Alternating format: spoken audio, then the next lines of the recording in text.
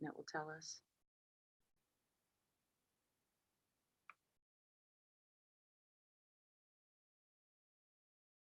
Okay, guess what?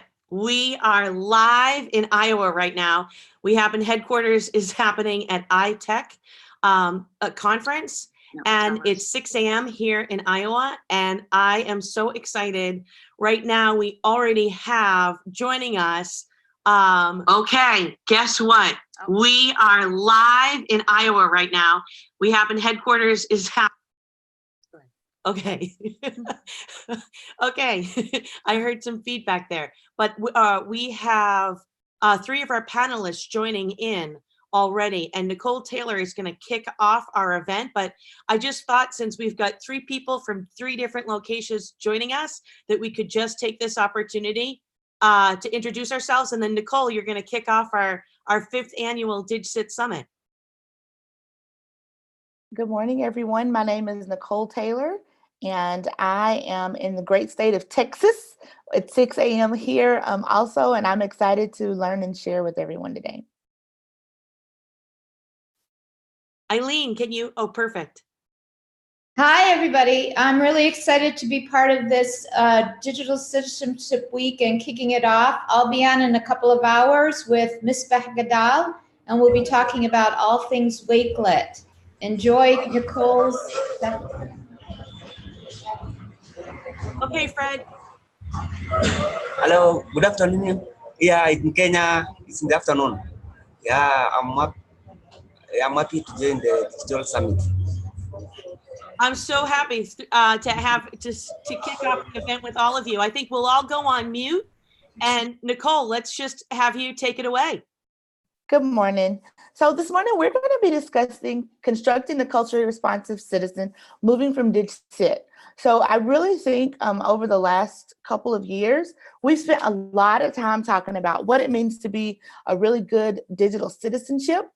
But working with students and working with teachers, there are a lot of issues that come up that we have to be prepared to help students really dig into.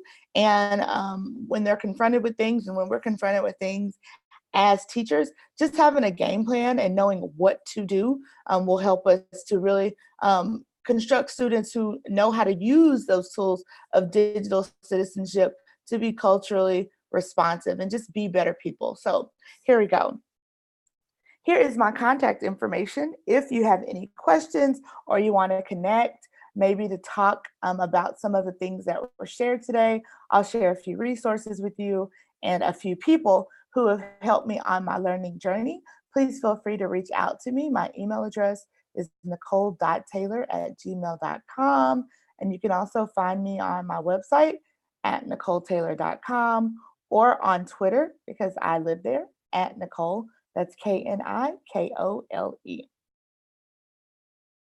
So today we will discuss digital citizenship.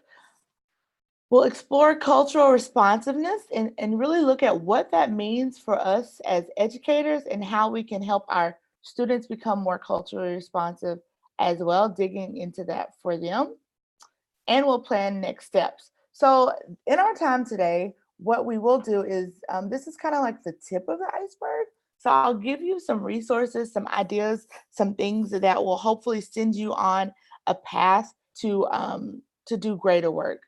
What I found is the last couple of years, and I'll say I am by no means am I an expert in this, but the last few years, what I've been doing is just spending some time learning.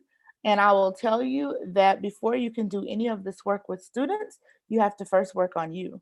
And so hopefully today I'll give you some insight into things that you can do to help yourself just dive in and learn a little bit more.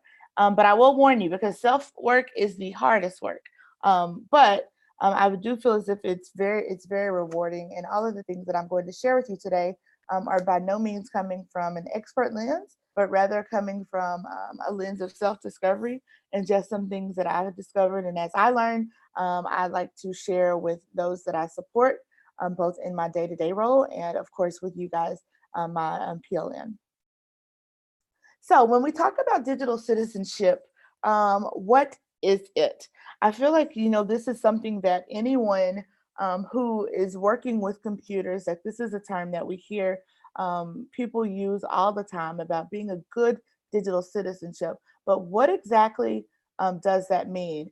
I can remember when I started teaching about 18 years ago, 18 years ago, how, we'd say, when it came to digital citizenship, that's the computer teacher's job. We'll wait until the computer teacher. You guys can learn all about being good on the computer with the computer teacher. But now, if you look in any classroom, any classroom on a campus, we are all using some type of media, whether it's cell phones or it's iPads or it's Chromebooks or MacBooks, whatever it is, we're all using it. So it's really all of our jobs. So what does it mean when we say digital citizenship? Well, if you look at this graph, this is a graph that I received. The date is not showing here, but this is a graph that I did not put together, but it came from an ISTE publication from a couple years ago. And as you can see, as you look at the age and the use of technology, we can see that our students are using technology younger and younger and younger. So I believe this is from 2016. If we were to do one now for 2018, I'm sure that start age would even be even younger as far as when kids are introduced to technology. I do like the fact that when you look on this graph, you can see that kids are using technology for learning, because I see some Google Classroom on here. I'm sure if we were to redo this, we'd see some Flipgrid, and we'll see some Screencastify and some other things, Canva, Schoology, those type of things as well. But what you can see is kids are using technology at an even younger ages now. So this really drives home the point that it's super important for those of us who support students in their learning that we all have to be teachers of technology. And we have to make sure that when kids are using these devices and when they're accessing the internet, that they have the tools and they have the skills in order to keep themselves safe, and also to navigate situations that may arise, because we are connected. I know we have two people on right now from different countries. And I mean, that's just with the few of us on this call. We think about all of our students that we support and how they are also globally connecting, and they're connecting with people of different cultures and races and religions. And we want to make sure that they know how to build strong relationships and partnerships, and they know how to navigate this global space.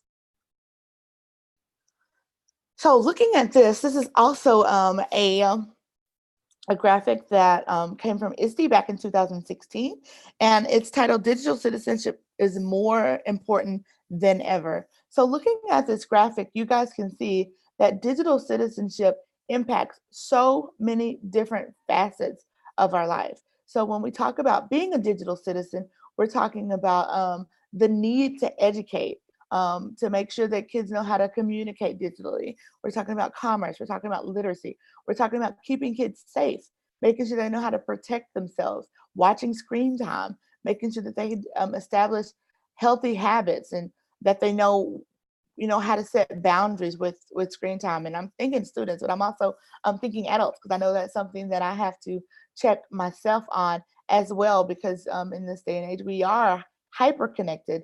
And then also looking at being respectful, digital etiquette, making sure that we are aware of the law and that we're keeping kids safe. So as just looking at this, we can see that when we talk about digital citizenship, that it runs over into so many different facets of our lives. So a digital citizen is someone who uses technology in a positive way. And I'm going to use the term positive very loosely, because when we talk about someone who uses it in a positive way, we're talking about someone who has good digital citizenship. But I think if anyone is turning on the news, or you're on Facebook or Twitter, then we see examples all the time of people who use technology in a negative way. So I think that it's very important to make sure that students, that parents, that even the teachers that we work with and that we support each day understand that digital citizenship can go either way. I have a 15-year-old son, and we're always in the spring, we're talking college, we're looking at colleges. we're always looking at, students who like lose their full rights because they're being digital citizens, but it's they're using technology in a negative way. So it's always very important that when we talk digital citizenship, that we let kids know about the fact that it's not just someone who uses it positively, but it can also be used in a negative way. But anyone who's using technology has a responsibility to be a good digital citizen. A digital citizen is someone who understands the rights and responsibilities that come along with being online. Being able to connect online. Now we have these devices, these cell phones that are just like mini computers. So we're able to get online.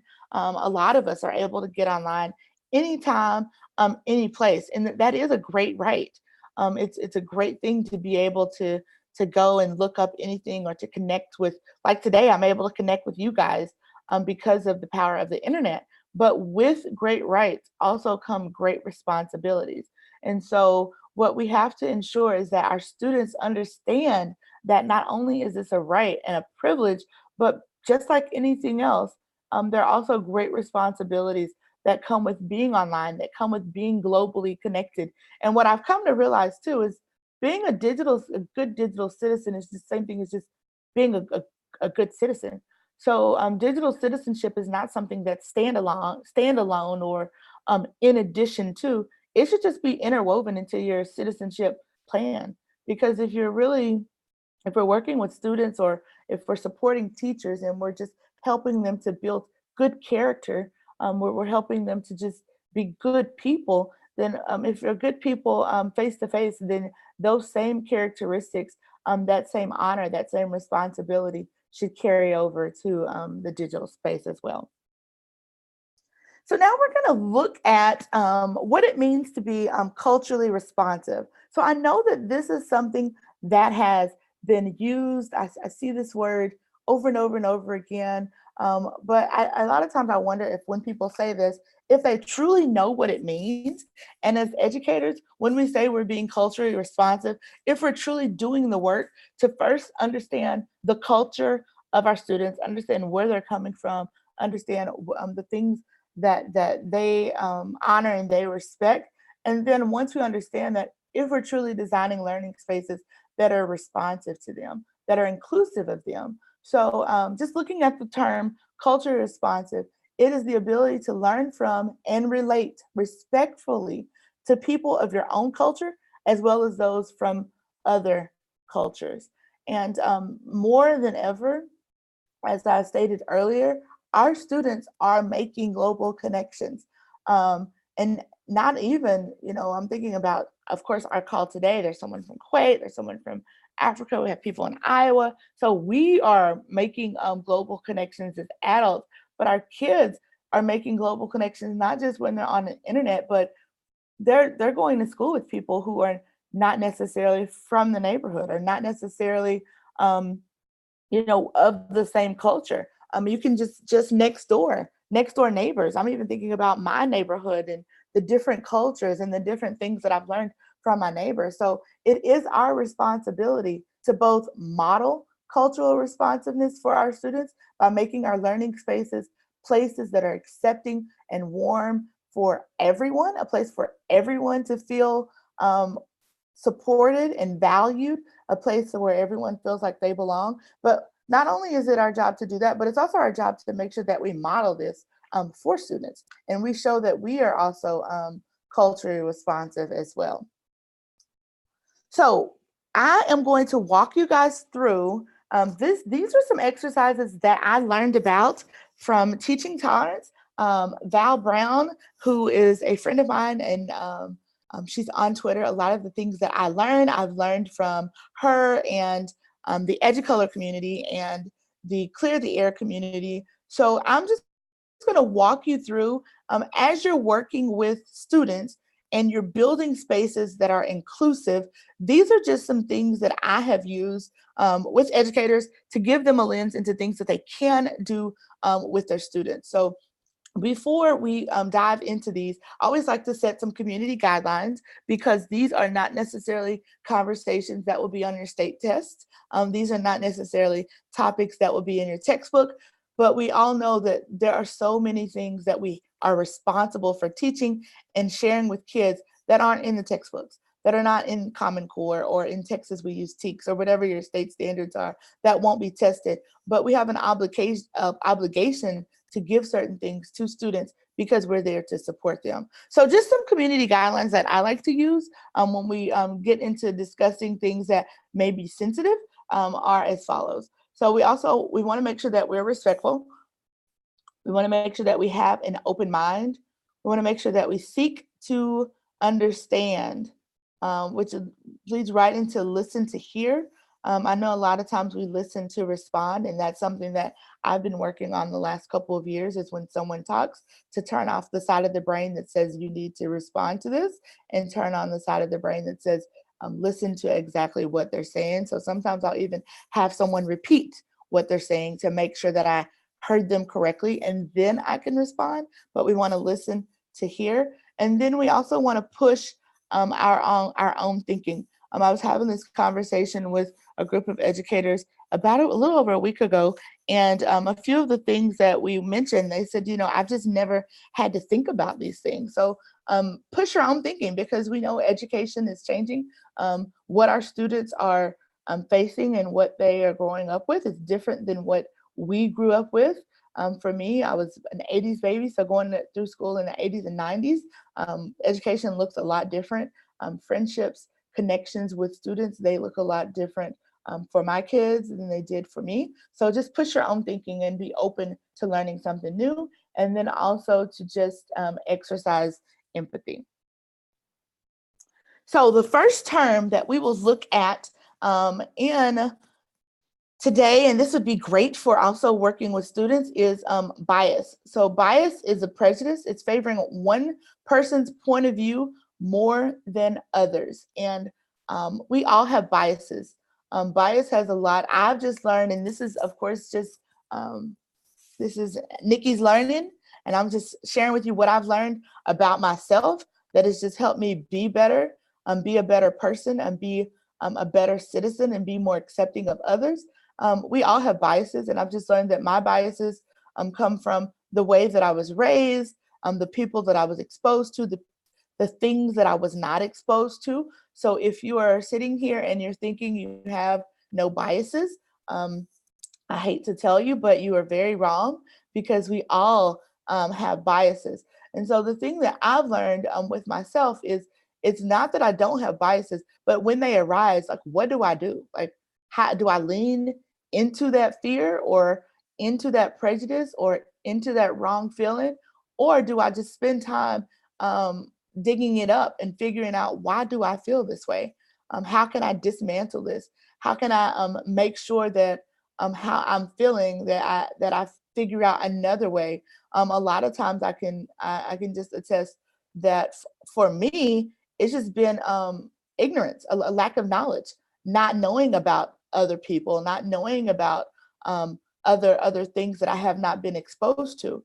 So I've been on this journey of self-discovery. So when biases arise, I want to totally dismantle that, because I don't want to have any prejudice, or I don't want to see others in a negative way. So I'm always, like I said earlier, working on me, and self-work is always the hardest work. That has been the hardest work for me, but I'm always leaning into, like, Nikki, why do you feel like this? Like, whoa, let's unpack this. Where is this coming from? So as educators, when we have students who come from different walks of life than us, what do we do when that bias arises? We have our own views of what things should be, which aren't, I won't say that there are, I mean, I don't know you personally. I won't say that they're always bad. I won't say that they're always good, but how are we opening up our learning spaces to ensure that our biases do not harm students, that our biases do not step in the way of kids feeling as if they're wanted and that they belong? So here's some sample activities that I would love to share with you guys. I'm going to, you don't have to worry about like writing them down. I'm going to just give you like a looky-loo of them, but I also have a resource page that would help you to do that self-work. And I would always suggest that you work on you before introducing these activities to students. Another thing that I would also suggest is that you think about your kids and think about how this looks with your kids, because we know our students and we know what works best for them, and so what works in one classroom may not work in another. So one of the things I like to do also is just start this with have you ever, just thinking about digital citizenship and thinking about being culturally responsive and working through biases, just allowing an open space for students to talk about, have they ever experienced any type of biases or prejudices face to face? How did they handle those things? Did anyone stand up for them? Have they ever stood up for anyone else? And sometimes this also gives me a great lens and a great opportunity to tell students that even as an adult, like, these are not things that are just limited to students. I just, this morning, I was just looking at Twitter this morning, before 6 o'clock early. I was looking at Twitter this morning, and an educator in my PLN posed the question, what do you call an adult who is a bully? Because even as adults, I mean, you see people all the time who want to assert their power, and that's what being a bully is. It's asserting your power over someone else and trying to make them feel less than. And so even as an adult, I think sometimes it's good for students to know that these are not things that are isolated to just young people, to just children, to just students, to just kids, that even as adults, that we're still navigating what it means to be a good citizen, which of course carries over to being a good digital citizen. One of my favorite activities that I will share with you is from Teaching Tolerance, and I will just open this up. Fred, can you see this? The step in and step out? So this is called step in, step out. And so of course I won't read it all to you, just in the interest of time, but it just kind of takes students through a community circle. So students step in, they all get in a circle. And so this activity is meant to be a silent, reflective activity, which you can unpack and you can debrief afterwards. So students listen to you read statements, and if the statement is something that has happened to them, they step into the circle. And if it is something that has not, of course, they stay out. But if it's something that's happened to them, they step into the circle. And then I like to let them, then I like to give a signal for them to join the larger circle. But the important thing is that this activity is silent, so that students are able to go through the activity. And I've completed this with students and with adults. And the silence part is something that is very important because we want people to really be able to fully connect with the activity. So just some of the things, some of the statements, it goes from I spend time online, I use social media, to actually digging into I've experienced online harassment or cyberbullying related to an identity group, which would be race, ethnicity, religion, sexuality, gender, ability, or immigration status.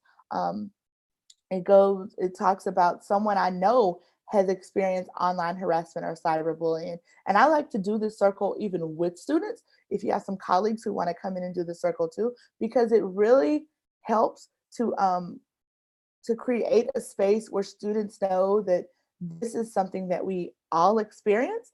And so we can all unpack this. And as it goes through, it talks about someone has responded in my defense.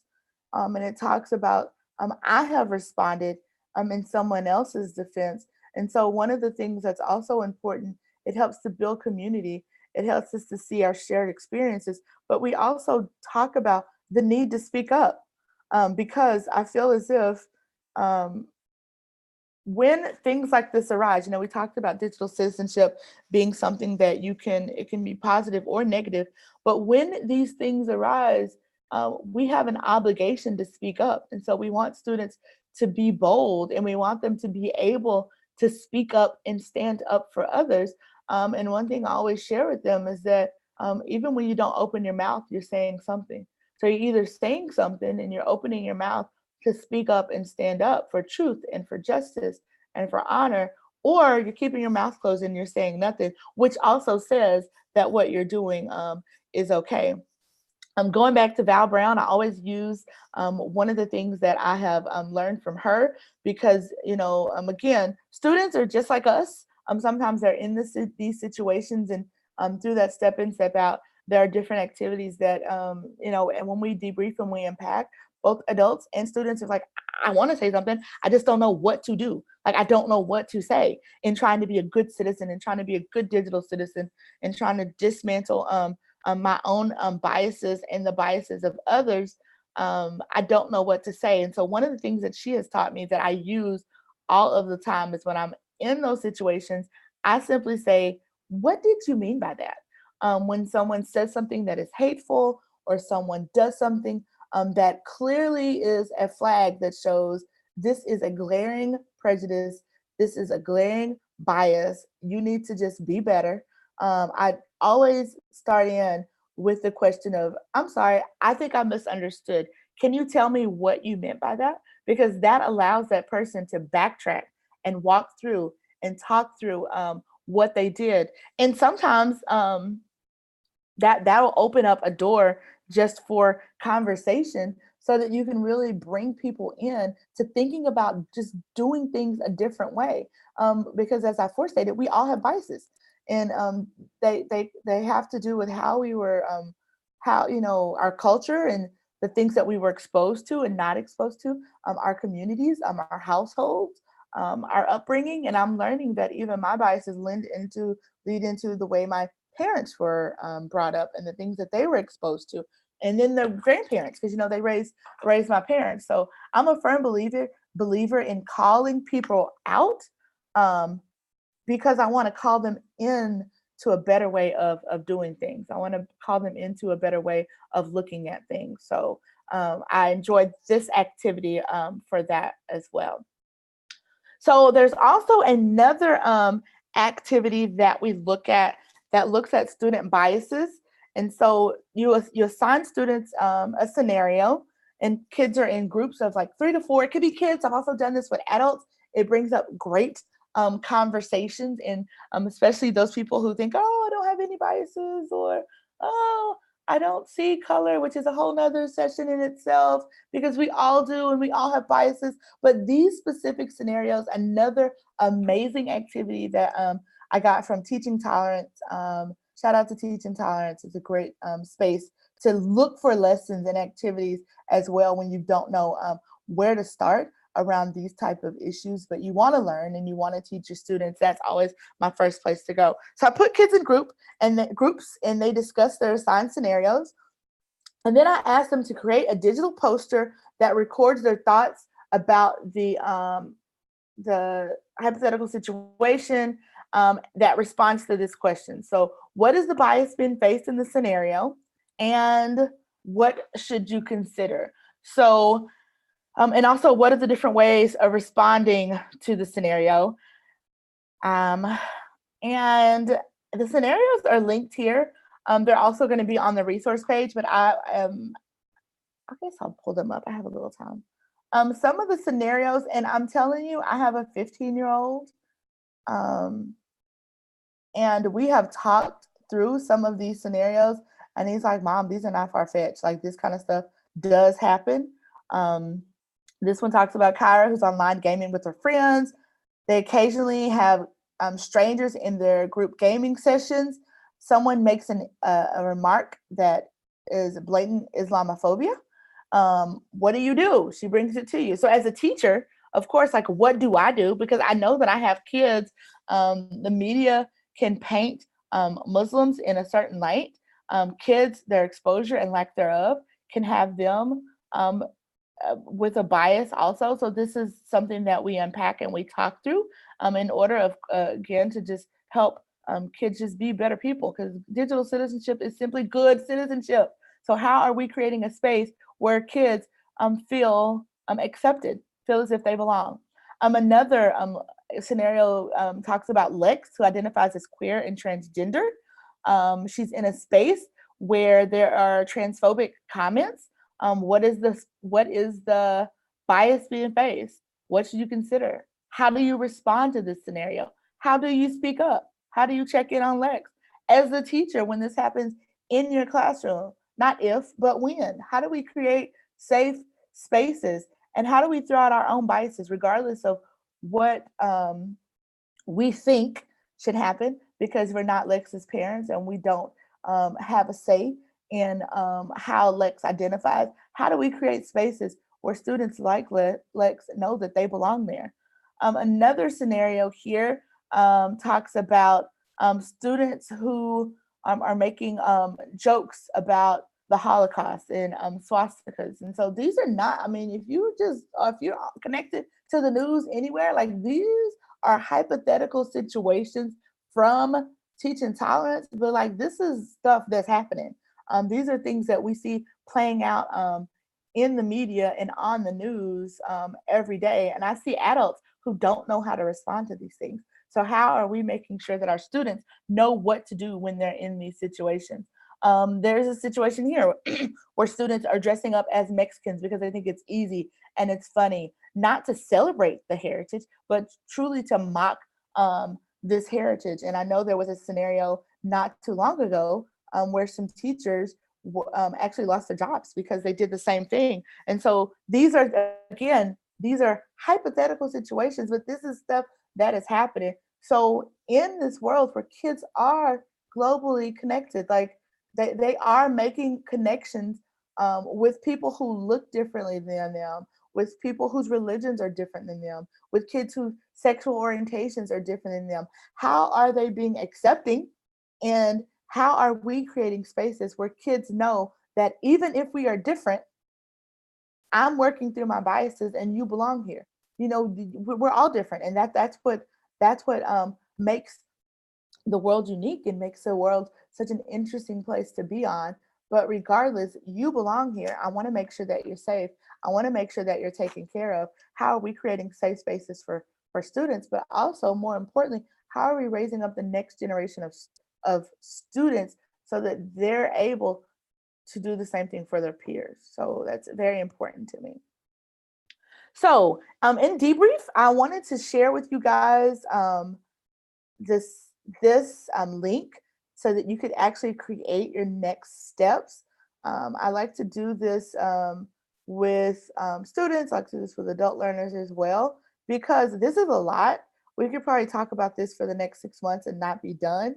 But I wanted to, again, like I said, this is just like the tip of the iceberg. And this is something that just self-work. As I've been working on myself, I've been kind of putting more and more into this because I realized like, I just want to be better. I want to be better. I'm raising 3 kids that I'm going to put out into the world. I want to make sure that Caden, Kaylee, and Paul Taylor are just good humans and that they know how to just be good to people. So in learning, I'm always thinking about what can I do? What else do I need to learn? What else do I need to, how else can I grow? So there is a personal learning plan that you guys have access to, and it'll be on the resource page that I will share with you also. And so you can also, what you'll need to do is just and you'll need to make a copy of it. But just in unpacking all of the things that I kind of talked through today, like, what did you learn today? Like, what did you learn? Maybe you learned, hey, I don't know anything. I don't know enough about this DigCit stuff, or I just thought DigCit was keeping your password safe. This girl's talking about race and gender and religion. Like, you know, I need to learn more. I need to see how what we do online intersects into all of these areas. So today, what did you learn today? I still need, what do you still need to do because of what we discussed today? I still need more resources. I still need to dig into the scenarios. I still need to explore this. I still need to build community in my classroom because I know this is important. So I need to do some work before so that I can walk my students, or I can walk the teachers that I support through this as well. Some resources to explore. What resources would you like to explore? I will let you know, and these resources are also on that resource page. Teaching tolerance should be like the top of your list, because these are experts who have really helped me learn more about this subject area. And it's chock full of resources. They have a publication that also will give you resources and just connect you with other educators around the globe who are doing this work. There's an EduColor chat the last Thursday of every month. Clear the Air is on Wednesday nights. That's another hashtag in a chat. Those are great resources. Val Brown, Mocha Mama, Jose Vilson. I'm just thinking about all these people who are great resources to connect with and explore for further. And even if you're like, I know I need to do something, but I don't know what, just Twitter's a great place to just go and connect with these people and just follow them. Follow the hashtag, and as people share things, you'll get more resources that you can explore. And then lastly, because of my learning today, I know because of my continued learning, I'm continually connecting with other educators and having conversations around these subject areas, because it's not a matter of should we, it's a matter of how do we go about doing this important work of just ensuring that kids know how to be good citizens, so that when they're online, that digital citizenship is just an extension of their good citizenship. So here is the resource page. So this resource page has links to those scenarios, those teaching tolerance exercises, and bits and pieces of these slides as well. So it's just http:// it's bit.ly/capital M moving capital F from, and then DigCit. So you guys are welcome to explore that. I'm constantly adding to that just as I learn, because like I told you, this has been a self-discovery journey as well, because I'm also, I want to be a good digital citizen. This is not something that's just limited to students, because as you can see clearly, I'm online today. So it's just as I work on myself and just being a better citizen, I'm better equipped to ensure that our kids are just better people, because I just want to make sure that kids are better humans, that they exercise better citizenship and they have better judgment. And so being a good citizen, that just carries over into digital citizenship as well. So thank you so much for spending this morning with me. It's so early, and I cannot think of a better way to kick off DigCit Week than the digital citizenship community at Dig Summit. So here is my contact information. Again, you can reach me on my website at NicoleTaylor.com. On Twitter, I'm at Nicole. And then also my email is nicole.taylor@gmail.com. Thanks for spending the morning with me. Nicole, what a fabulous way, let me just turn on my video, to really start the conversation for this entire week. I mean, we are spending each day during DigCit Week connecting classrooms, sharing DigCit impacts, and then tonight we'll have our EduMatch tweet and talk. But I feel like your conversation specifically focused on that being inclusive and community is like the foundation for the rest of our conversations going forward. So I know we've got Fred and Eileen. I don't know, like, I feel like the idea of our classroom connections is an opportunity to have conversation. And so I'd love to give the opportunity, I know Eileen just unmuted herself, to jump in and talk about this with you. Yeah, the session was just so not only just inclusive, but with so many different resources, and what the fact that you learned and you're constantly learning and constantly looking and sharing with others. It's the same way that I've actually learned about all of this. If I didn't have my PLN online, I'd be completely lost in Kuwait. But the presentation was just so full I mean, I want to be able to go back to, I'm glad it was recorded because there's just so much in it that I really, you know, there was so much meat. And I love your honesty and, you know, talking about your own experiences. Because I think we all need to be able to reflect on that. And by you being able to do that for us and sharing with us the way you do it and you and your family do it, I just, it was really wonderful. Thank you so much. And yes, I agree, Mary Alice. It was a wonderful way to kick off this whole week. So thank you, Nicole. Thank you so much. You know, I love the teaching tolerance resources. Eileen, have you used them before? Yes, not necessarily in classroom situations, but I've used them to refer them to others who had situations who needed them. Yeah, they're a great resource, but she mentioned a number of others that I wasn't aware of, so. Nicole, will you just give us like the quick, like, so if anybody's just joining us right now, like your top resources to go to? I would say my top resources to go to, of course, teaching tolerance. That's always my first place to go because, like I said, I'm still learning. So that's where I go to learn. And as I dig through the resources I share, Val Brown on Twitter, hashtag clear the air. That community is a community that helps me learn and makes me better. EduColor, EDU color, that community. Jose Vilson. These are all communities on Twitter that I go to, that I pose questions when I need resources or when I have teachers who are looking for resources. These are the first places that I go because I think this is something that it seems like the world is getting smaller and smaller because we're all so connected. I'm even thinking about, like, I have 8-year-old twins who are constantly asking me questions about other people and other religions and other things that they're constantly connecting with. So as we continue to connect, like, we owe it to our kids. Like, we've got to grow. Like, we've got to keep learning. It's not a matter of like, should I, when, I don't know. It's like, you have to, because we have a great responsibility and students are depending on us. So those are the places that I go.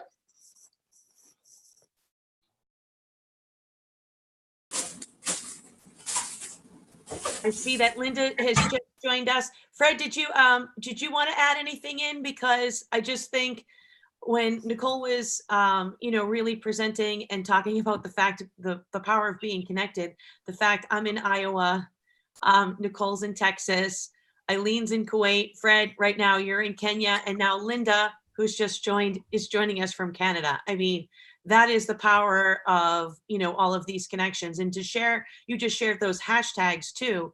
That's what really ends up uniting us, is, you know, connecting with different communities. And so, Fred, if you had something to add, we'd love to hear from you.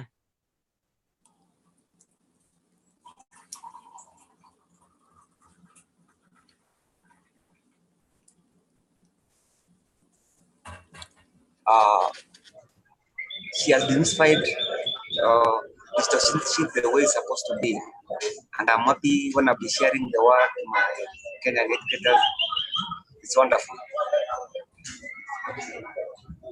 So maybe, I don't know, is the time for presentation or maybe my presentation?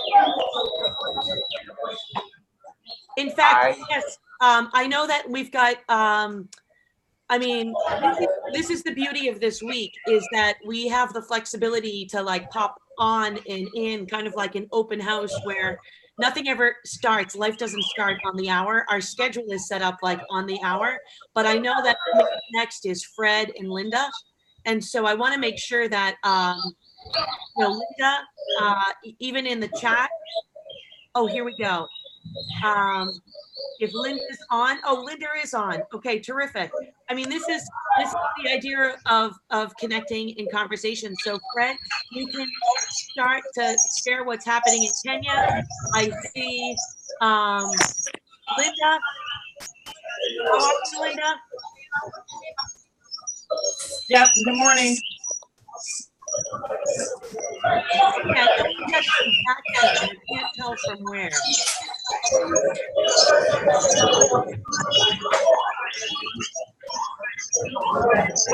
Yeah, okay. There we go. Okay. So Fred, you've got a lot of background noise, which I know because you are in a public place.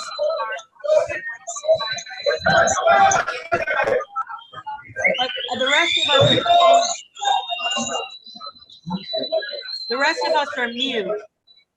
So Fred, why don't you just take it away?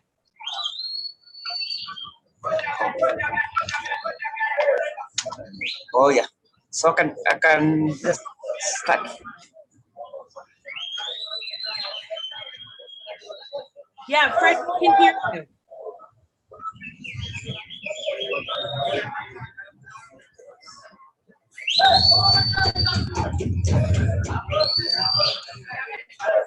Good.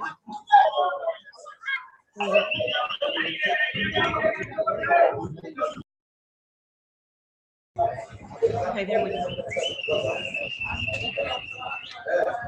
All right. Hello, you can see me now? We can see you. Yes, perfect. Yeah, thank you so much. Yeah, I'm starting the hashtags for what you have. We have the summit, and I think we as the community should be thinking about the global goals, especially the climate change. Yeah, that's why I took this opportunity to check the internet carbon footprint. But I think most of us, the sense use. Yeah, and then we can check on what's the carbon footprint of the internet. And, I think most of us, when we worry about emissions, we think about cars, other animals, and other issues. But we want in this category to be more about the citizens who use the global internet. And then as you can see from the research which has been done and the study, we contribute to global emissions. And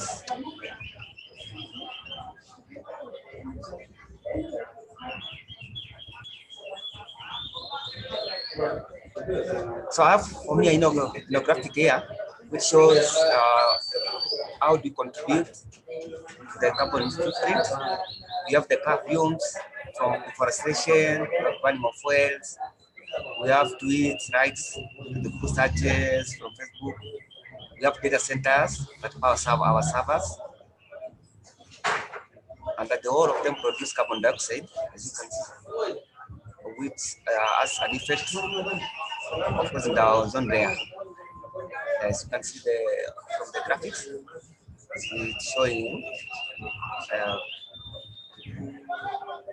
Now, of course, I had a task here because AI, artificial intelligence, is one of the emerging technologies. And they say that from our side, that the AI is leaving out a footprint of 5 times bigger than a car. So maybe we could have discussed this one, but I hope it should be done in a good way. And the results are this one. So actually from the study of Massachusetts,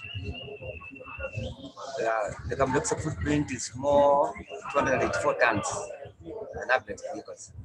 Yeah. Unfortunately, I have some resources, which is the one should have a look afterwards. Now, and then we also have blockchain, which is another one technology. And of course, there's most people tend to think blockchain is Bitcoin. Without debate. And we want to see how blockchain is generated. And it's we can see that it has also a contribution to the global emissions. The reason being is that the devices they use, the one for peer-to-peer networking, and the databases which are shared. So the millions of people who are on the blockchain and who have to work on the multiple servers over the internet. So one way or another, they add the effect of global.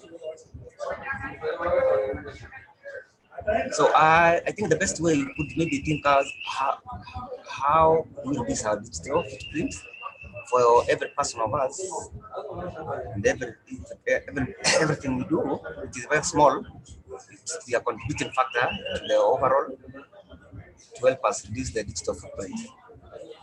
Some big companies like Google, Microsoft, have tried to work out on their data centers to work on green energy.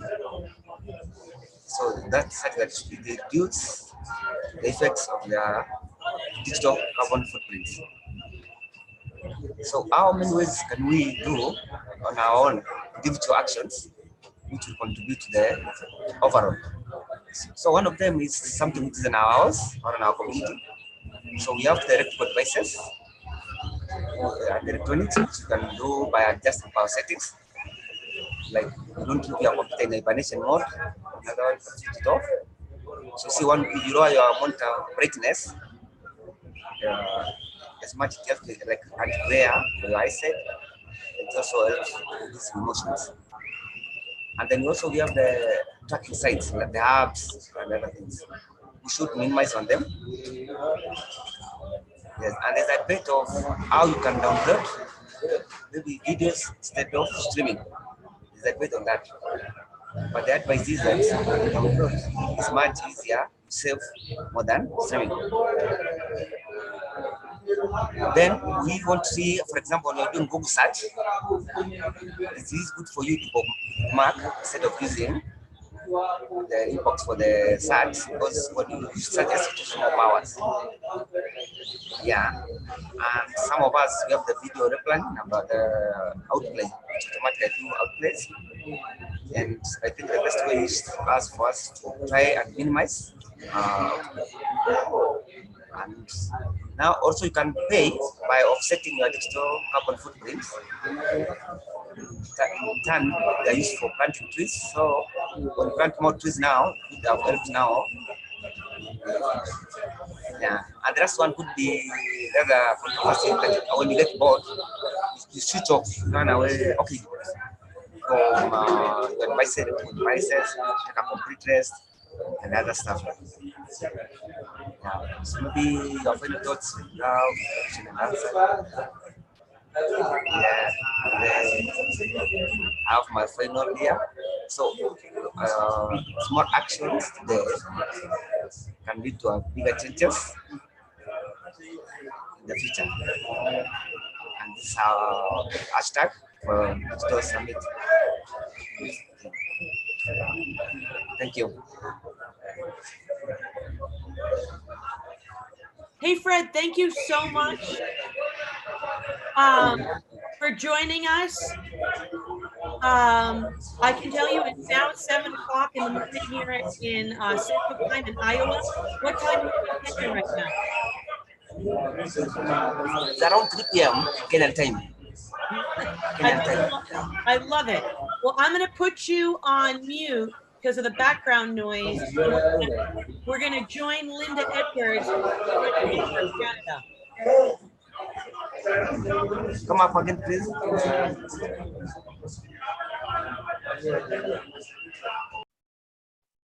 Okay, Linda, can you hear me? Good morning. Oh, wonderful. Yes. Would you just introduce yourself and let us know where you're joining us from? I'm Linda Edwards, and I'm a special needs educator for the Toronto District School Board. And at the moment, I'm in Northern Canada at the cottage because it's Thanksgiving in Canada this weekend. I love that. Well, we won't, I know here we'll have our Thanksgiving, gosh, already by next month. Yeah. So I'm so glad that you're able to join us. And I know that today, not only are we making classroom connections, but we're sharing impact talks, and you happen to be one of the impact talks that we'll be sharing out. We shared it out last night to everyone who is registered, which last time I checked, we had over 5,500 students registered from 36 countries, but people can still register if they go to our digcitinstitute.com. You'll see you're able to watch our classroom connections live. You'll see the schedule, the registration link is there as well. But throughout the day, we'll be sharing your impact talk as well. But since it's already 7:02, do you want to start? We're really actually on schedule to have this conversation. I know Fred started a little bit early about what you wanted to share today. Yes, I can't show slides because I do not have a webcam. I'm on my phone, basically. When I looked into that yesterday, I was like, I can't do that. So what I wanted to talk about was that there's so many fabulous projects available to teachers everywhere with Skype in the Classroom and the National Geographic Explore by the Seat of Your Pants and so many virtual field trips. And once I started down this journey, I was amazed at how many opportunities there are to connect, whether it's with authors or subject matter experts. And our kids really deserve to have those real life connections. I know it was a huge impact for my kids. I went through, probably the normal stress everyone does when I started this. Buncee was the company that got me started on their peace project. And I was worried about the technology. I'm worried about if the kids, would be receptive to it, if they would behave, all the normal things. And I did have some technology issues, but thankfully I brought my iPad to school as backup because I wouldn't have wanted to disappoint them after I got them excited about doing this. But that was kind of the beginning. And after that, we just kept going into first smaller projects. And then we ended up in a much larger project when we started working on SDG 14, Life Below Water. And they got very passionate about that. And it kind of changed many things in my room. My kids were more concerned about what their end products looked like when they were sharing them with the world. And, they were really excited to go on these trips and connect with places all over the world that were rescuing animals and find out about what was happening with them. And so much so that they started doing public service announcements in the school and creating posters about single-use plastics and not using them. And it changed many things in our environment. So they didn't just learn about it and were fascinated with the things they learned from experts, but they also became passionate about making changes in our building. So I thought that was a pretty awesome connection for them. So we just carried on and we've done, a million different things over the last couple of years, connecting, looking at the coral reefs and the damage that's happening with them, and up to, Skyping with the author of How to Train Your Dragon.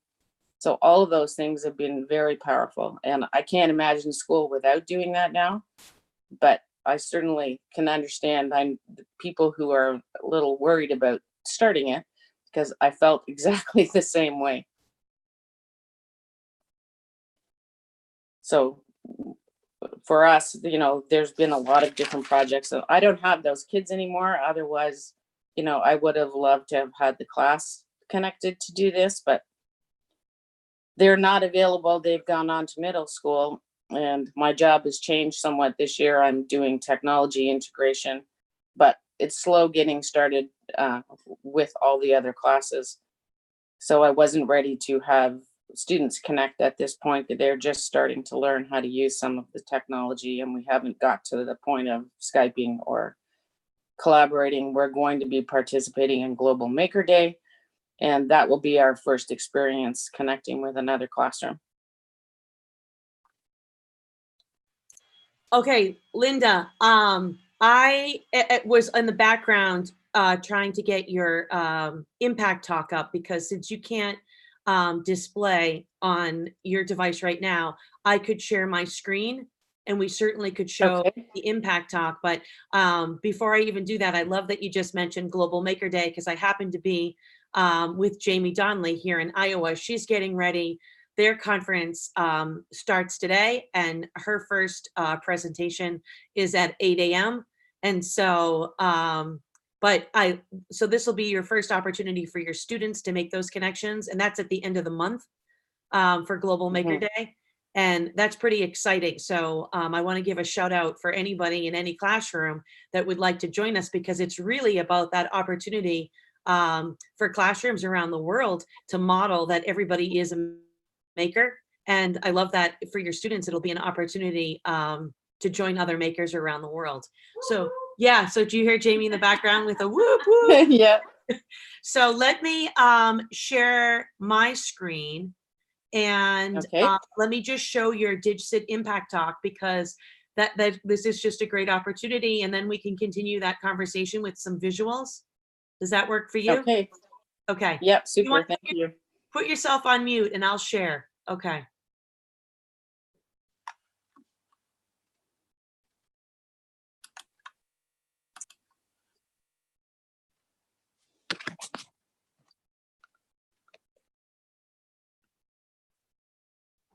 Okay, can you see my screen?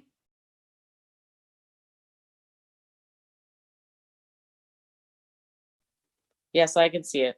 Okay, here we go. So Linda, this is the idea of an impact talk, and we'll be sharing them all week.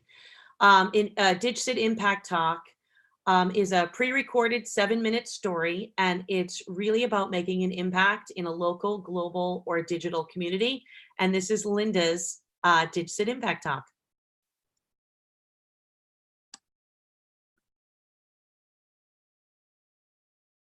Hello, my name is Linda Edwards. I'm a special needs educator for the Toronto District School Board, and I'm absolutely thrilled to be invited to participate in the DigCit Summit. Our journey began with a Skype Buncee Buddies project for World Peace Day. For this project, our students created posters in Buncee on their ideas about peace, and we shared our posters with a grade 5 class at Lakeshore CSD in New York. Our students were so excited to share with each other. I know personally my students didn't want to leave for lunch. They just wanted to keep on sharing.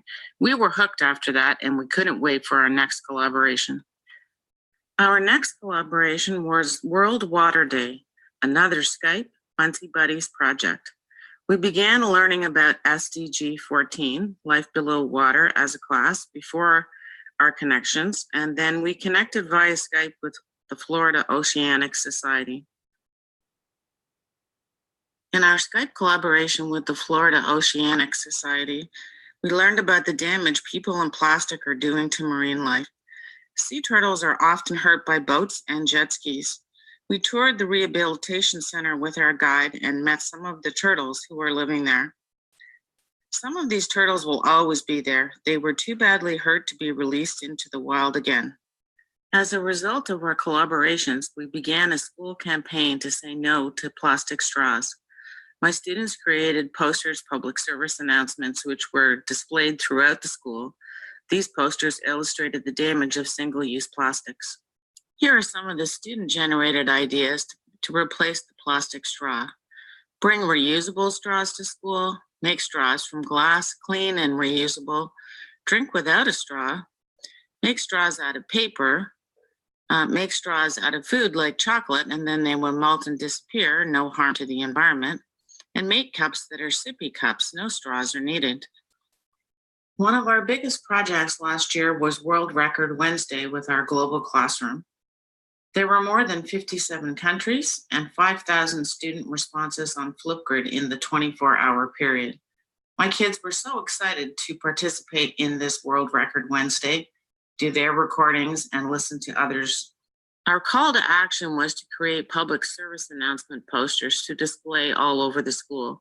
We discouraged the use of single-use plastics in our lunchroom and made announcements encouraging the use of lunch containers that would go home each day. We even went as far as removing the garbage cans from the lunchroom and only provided recycling bins and composting bins. Everything else must go home. Working on global projects has become a regular part of our school day. Whether it's a special day like World Peace Day or a much longer project like our work on the SDG 14, we are learning about the world with the world. Our DigCit journey has taught us how to openly share our ideas, respect each other's ideas, and to take risks, and how to openly voice our opinions but be respectful to others. We have continued our DigCit journey, connecting with classes worldwide with children's authors or subject matter experts in science, coding, and math. It's been quite the journey for us. In the 2018-2019 school year, we traveled virtually over 800,000 miles. We connected using Flipgrid, Skype in the Classroom, GoBubble, and Buncee Buddies. All of these platforms offer safe, authentic DigCit opportunities for your classroom. We have the ability to learn and connect with the world using technology. Start small. Try collaborating with another class on one special day project and see the impact on your students. Give your students the opportunity to develop empathy for others, have an authentic audience, develop global relationships, engage in their learning, and discover the world and its cultures and celebrations. I would like to thank Buncee for introducing us to the Buncee Buddies projects and for offering us the opportunity to begin our DigCit journey. Participating in World Peace Day completely changed the path of our learning going forward. I cannot imagine school without our global collaborations. I'd also like to thank the DigCit Institute and EduMatch for giving us this opportunity to share our learning journey.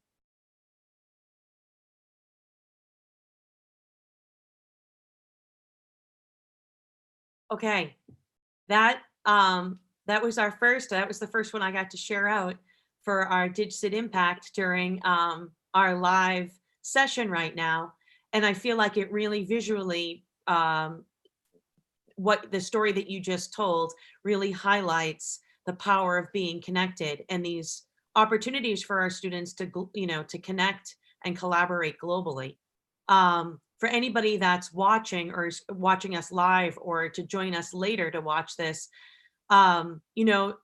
if somebody is new to being for connected learning, it's scary, those like first steps. And so when you had shared that, like to start small or, what for your journey, what was that? Was it with that Buncee? Was that the first opportunity for you to take that jump? Yeah, it was the very first project that came up. And because I'm in a very large school board, I had to get Skype installed, of course, and not being able to test it kind of worried me that when the day came, maybe it wasn't going to work. I didn't know because I didn't know anybody on Skype to try working on it. So as a backup, I brought my iPad, and sure enough, it did not work. We had to set up my iPad on a trolley in the middle of the room, and kids had to go up to the iPad and kind of share their posters and say what they wanted to say and take turns. But at least it worked. Because I thought, if I don't have something working after these kids have worked on these posters to share and are all excited to share, it's going to be just awful. And I actually went through that a couple of times because it was installed incorrectly on my board, but I eventually got it fixed. But you're kind of worried about how your kids are going to be, and so I was like mildly terrified that either the technology wasn't going to work, or it wasn't going to work with the kids. And both things, like the kids were awesome. There was no problem there. I wasn't so worried about them after the very first time, but certainly the technology kind of worried me. And I had tested Skype on my iPad with my daughter to see if that worked, and that was okay. So I was glad I had the backup. But eventually it got fixed, because a lot of our virtual trips into aquariums and things, you really needed the power of the smartboard screen so that everybody could see everything. The iPad worked for just connecting, but the visuals definitely have a huge impact too. And that presentation, your impact talk, was built, you created that using Buncee? Yes, I did. Okay, so we have Buncee is sponsoring all of our classroom connections are powered by Buncee this week. And so we have a Buncee challenge that's going on. And so we're encouraging classrooms, and this will be just a great opportunity to share it, to that idea of like, let's make digital citizenship a verb. let's just not, this isn't just lip service, something that we're going to talk about. Let's actually put it into action. And so we've created a Buncee, and we've connected it to DigCit commit. And so if people have not gone to digcitcommit.org, it is this, you know, new movement. It's really exciting about taking digital citizenship from a really reactive approach to making it proactive, to having the opportunity that the conversations just don't start and end with safety, but they build upon that, where, you know, how are we, just like what Nicole had shared earlier, starting with being inclusive. There are 5 new competencies: being informed, engaged, balanced, and alert. And so the Buncee challenge for this week is for students to create what those 5 competencies look like in action. And then the DigCit commit is having their own virtual conference February 11th and 12th. So mark your calendar. And right now there's a student challenge going on. So, you know, for you, Linda, and for Fred, that are still on this call right now, this is where students, it could be on any platform, any tool, but I'm hoping that for Buncee, we can get some examples started, because the student challenge to DigCit commit, the contest, the challenge is going till December the 1st, where submissions will need to be made by December 1st. And then for the conference in February on the 11th and 12th, winners will be announced. And it's just, will be this continuation of, so yes, it's DigCit week now, but what can we all collectively do to continue this, start the conversation, but continue it and put it into action? Jamie just brought over, is this what you were involved in, Linda? Or is this just what Michael, I know Michael Drezick was involved with this The project. Global Buncee book. We're involved in the Global Buncee book this year. Okay. So we have our French class is doing a page, and the class I'm currently working with is working on a page as well. Oh, wonderful. Well, I'm going to even just show this QR code. So this was last year's book. Buncee happens to be here in Iowa. I haven't seen them yet. Like, Jamie has her session at 8 o'clock, so I know she's gonna head to the conference, but I'll be seeing after it was too early in the morning to actually set up, you know, headquarters at the conference. But after our sessions today, the last one will be with Jennifer Williams. I feel like I'll go around the conference iTech, and I'll interview people, but I definitely will be at the booth, the Buncee booth today, which is booth, anybody in Iowa at iTech, it's going to be booth 121. And so did you start Buncee then, Linda, last year? Was that your first experience? When did that? No, I've been using Buncee for about 2.5 years. Okay.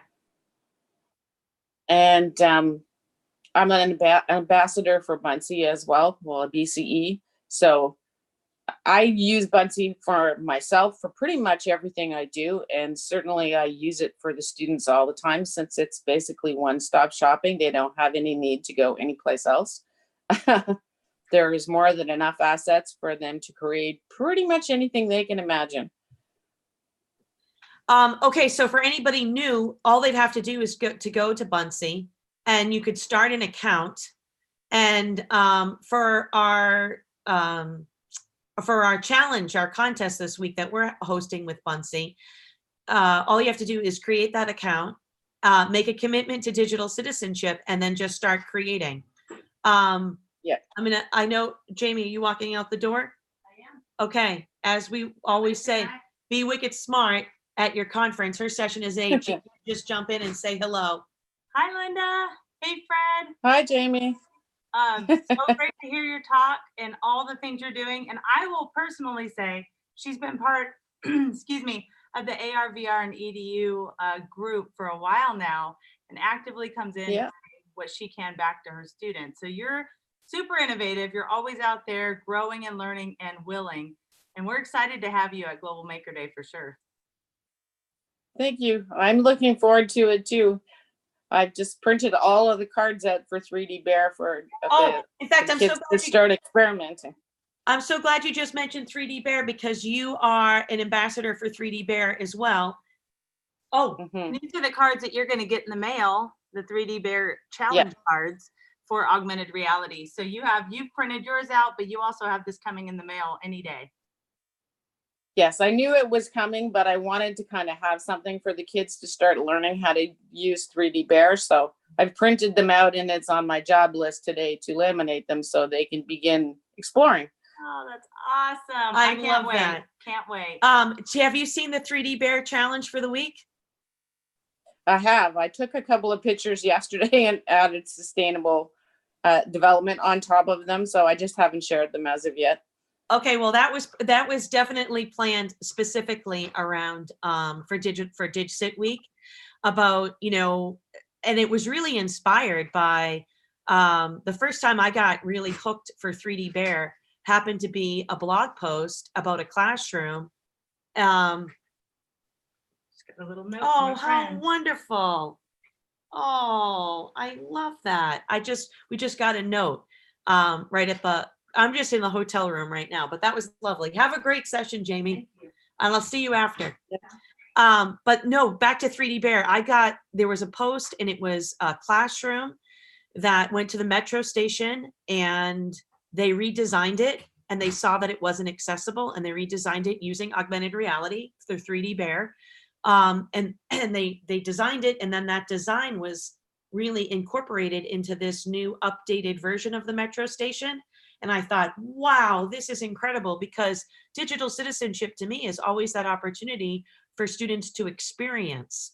So you identify a real problem in your community, whether that's local, global, or digital. You come up with a plan to solve it, and then you share it, to inspire others. And so that metro, I'll make sure I share that on Twitter. That link was the reason why I really loved 3D Bear. So I feel like we just got to talk about Buncee, but is there anything you want to share about anybody that's never tried 3D Bear, how easy it is to use? Just one of the things my students truly love to do with 3D Bear is to bring the characters to life in books that they're reading. So whether they use the assets from 3D Bear or they go into Thingiverse, they like to try to bring, while they're doing a short reading summary, bring those characters out and feature the title, the cover of the book. So that is one of their favorite ways to share their reading. And that was probably the most consistent way they used it over the last year or so. But occasionally they would redecorate the classroom, or, sometimes at Halloween, they have special assets they put in there, and they've had all kinds of skeletons and Dracula and fences and tombstones in the classroom. So they certainly have had a kick out of that. And I didn't realize it at the time, but we did a redesign of the outside of the school as a challenge last year. And they actually snapped pictures of things they thought could look better and drew on top of them. But at the time, I didn't realize they could import the pictures into 3D Bear and add their assets on top if they were putting like flower gardens in or seating areas. So that's something we'll probably try this year. I love it. I know that we were also on that call because 3D Bear has that. I wish Jamie was still here because I technically probably won't get the wording right, but where you can have multi-users at the same time. I remember. Yes, the collaboration. Which now is a real game changer. I happened, when we had that call that day to kind of pilot it out, I was next to Tracy. And it was just incredible to be able to take and augment your reality. What I was doing in Connecticut would then show up on your screen in Canada, and just that power of collaborating globally, it's just brought to a whole nother level. Yeah, that's an amazing add-on. I think that will be really fabulous going forward, but I don't know if it's available to everyone yet or not. Well, that's why I wish Jamie was with us. Yeah, I wanted to check that out because for our Global Maker Day, I have a special group through Jamie that's connecting with a class in Miami. And they are working with those 3D Bear cards that we were talking about, where it's kind of like it gives you a character, a scenario that you have to build. So we thought it would be interesting if the students each had the same cards to see how they envisioned that environment. While we're even here, we didn't mention it, but talking about your students love to use 3D Bear with books, I happen to know the author that Yeah. one of my favorite books. So great opportunity to give Jerry Pilata a shout out as well, because I really feel like his books in particular were made for 3D Bear.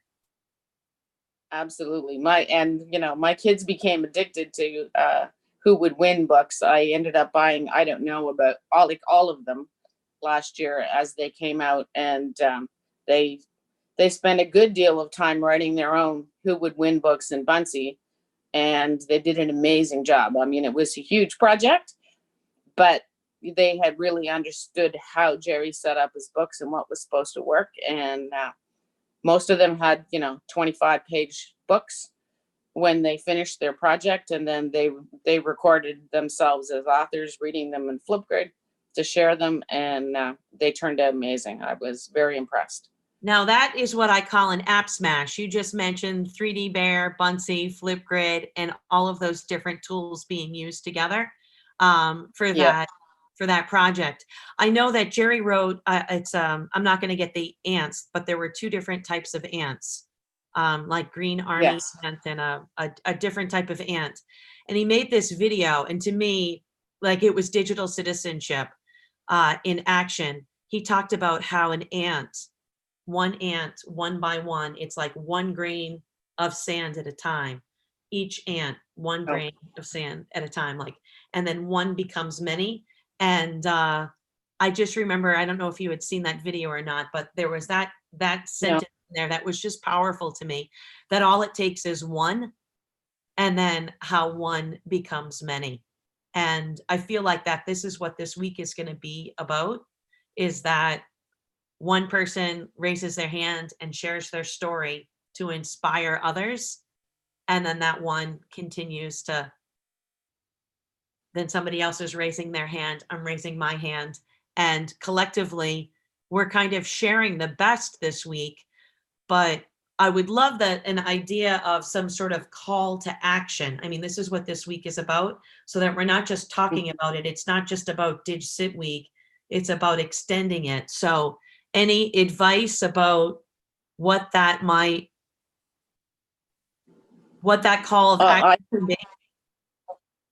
I think reaching out to other classrooms, right? There's so many, like, when you begin this journey, it is a little bit confusing. How do I know, this class in another country is really a class and is not, a predator, somebody that is posting out in some place.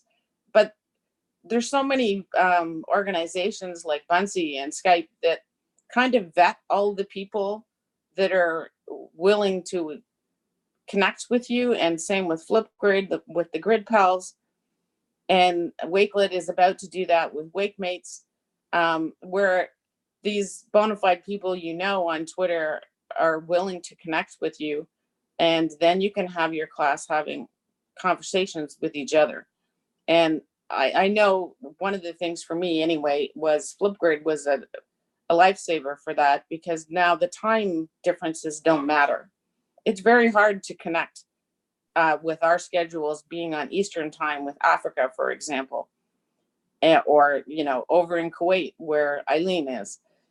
But with Flipgrid, everybody can record in real time and respond to each other when we're in school, and we still get to see each other and talk to each other. And that is a very powerful experience. So when all of these companies are kind of providing you with connections, as well as you can make those connections on Twitter, you can certainly reach out and ask people, to connect with you or help you in whatever way. And I'm sure you will get many responses. Then whatever tool you need to use, whether it's Flipgrid or Skype, you can use it, right? And you have that ability to connect. And especially with Flipgrid, not only does it fix the time zone problem, but you can fit it in when you need to, like when it's good for your classroom schedule as well. But it still is, authentic connections. I mean, with Joyce Bronwyn's global classroom, many of us that are on this week connected with her students as mentors. And certainly the time change in Australia is completely opposite to our Eastern time zones. So Flipgrid was a lifesaver for that, but we still had conversations back and forth with the kids we were partnered with. So it was pretty powerful. That's a great point. Now, like for this week, we're just connecting classrooms 3 hours a day. And then each day we're changing it by an hour.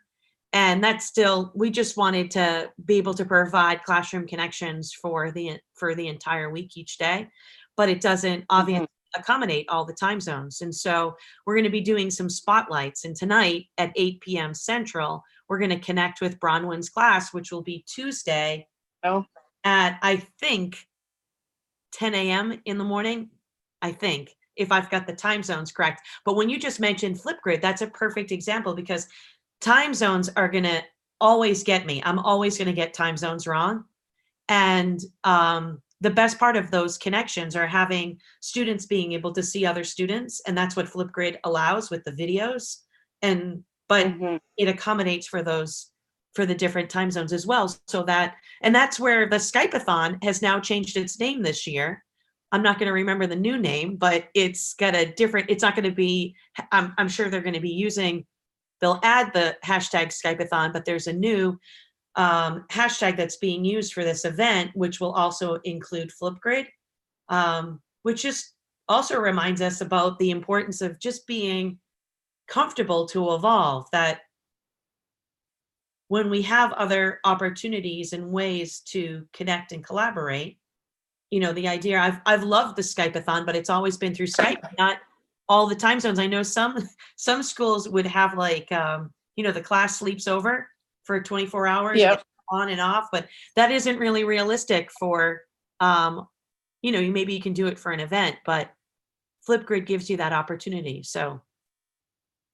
Yeah, I think, for people that are wanting to reach out to other classrooms that, you don't have to have a lot of these tools in your tool belt. If you're careful about what you pick, like having Buncee and Flipgrid, you can pretty much manage anything. Because you were just recently in Russia and a lot of those teachers want to connect, but the time zone is like 12 hours difference than us. Well, the easiest way for them to connect with us that's real is through Flipgrid, right? Absolutely.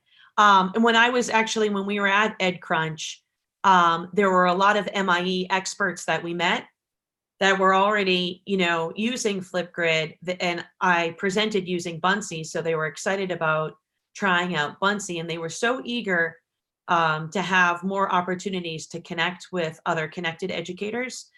And I can tell you there were two in particular, one educator from Siberia and another from the Moscow area, and their classrooms have been collaborating. But at EdCrunch was the first time that they were able to meet. And that's really the power of, I've never met Linda face to face, but when I do, it's going to be more like a family reunion because of all the things that we've done together virtually. And you're right. You feel like the person, right? I had that same experience with Michael Drezick.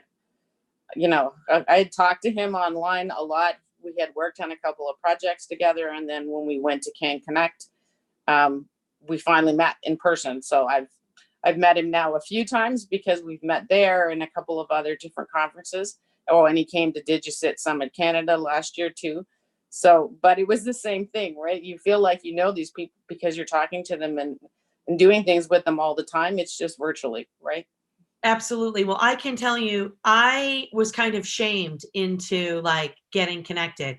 So I don't know if you know my story, but it involves Tracy Mercier, and it's just like the beginning of my connected like learning journey.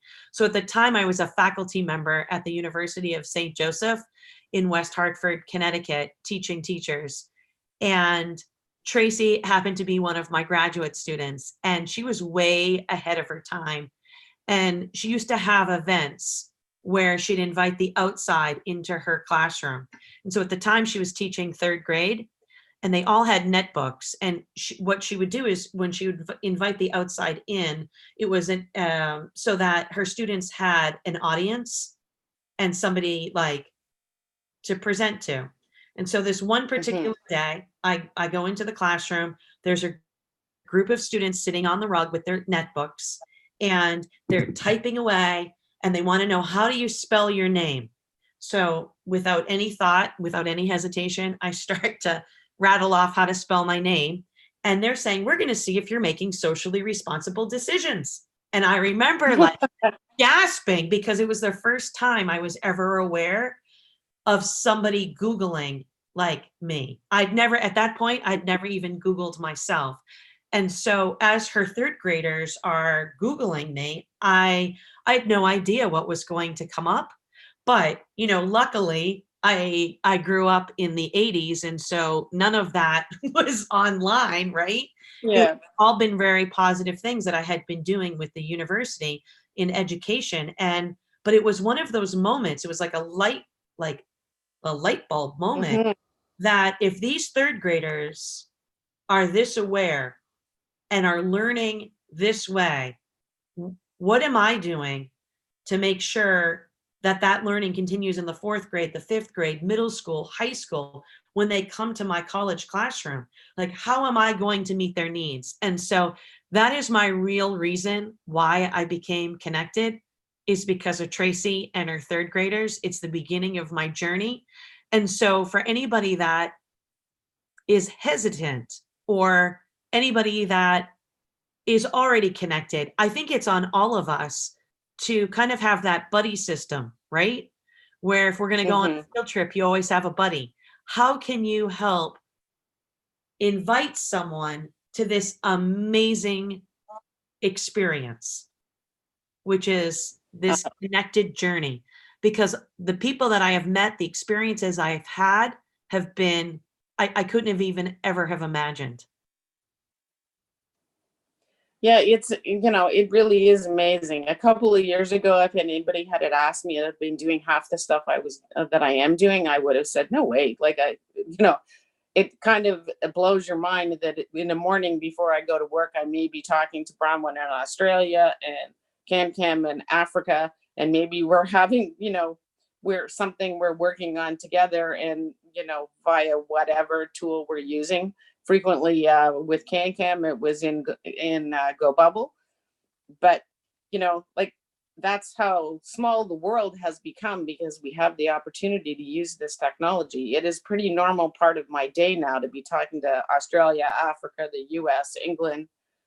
And, there's no way. A couple of years ago, I would have said, are you crazy? Like, how am I going to possibly do that? Okay, so mine was Tracy. Who invited you in? Like, how did it start for you? Actually, the speech language pathologist that worked at our school loved a lot of the things I did with the kids and things I created. And she wanted me to get on Twitter so she could use like things that I'd created, or, activities and stuff, and put it on her. She was responsible for media for the board for speech language pathologists. So because I work with grade 1 students that need reading intervention, so she kind of liked a lot of the things that I did and wanted to promote them.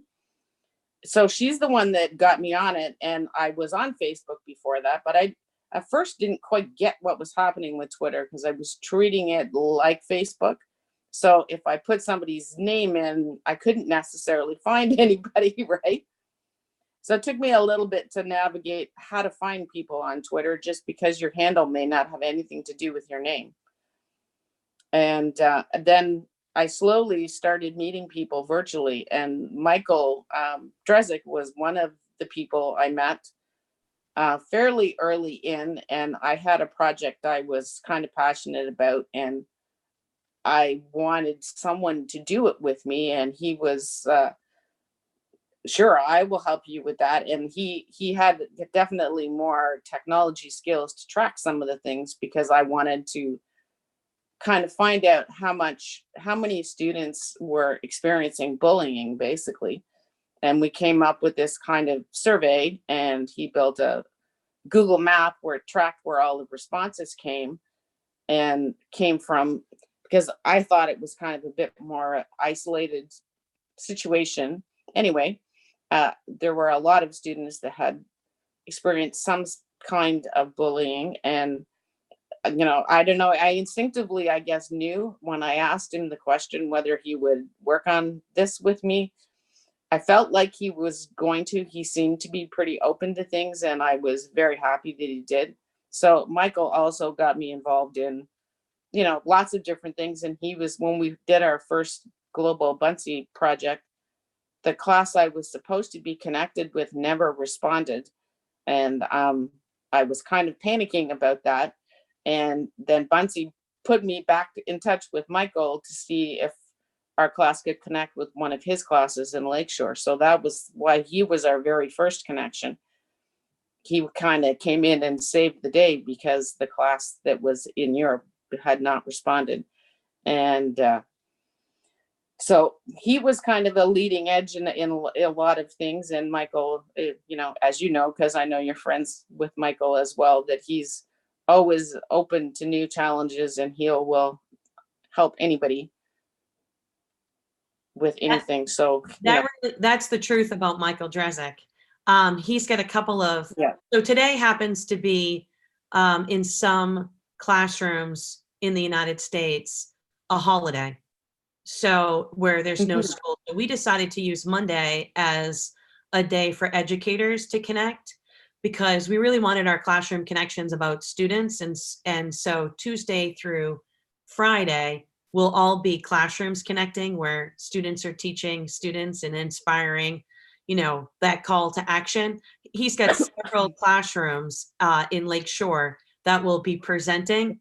And so we'll see a lot of Michael Drezek this week, which is fantastic. But I know his school district, it has the day off today. So a long weekend.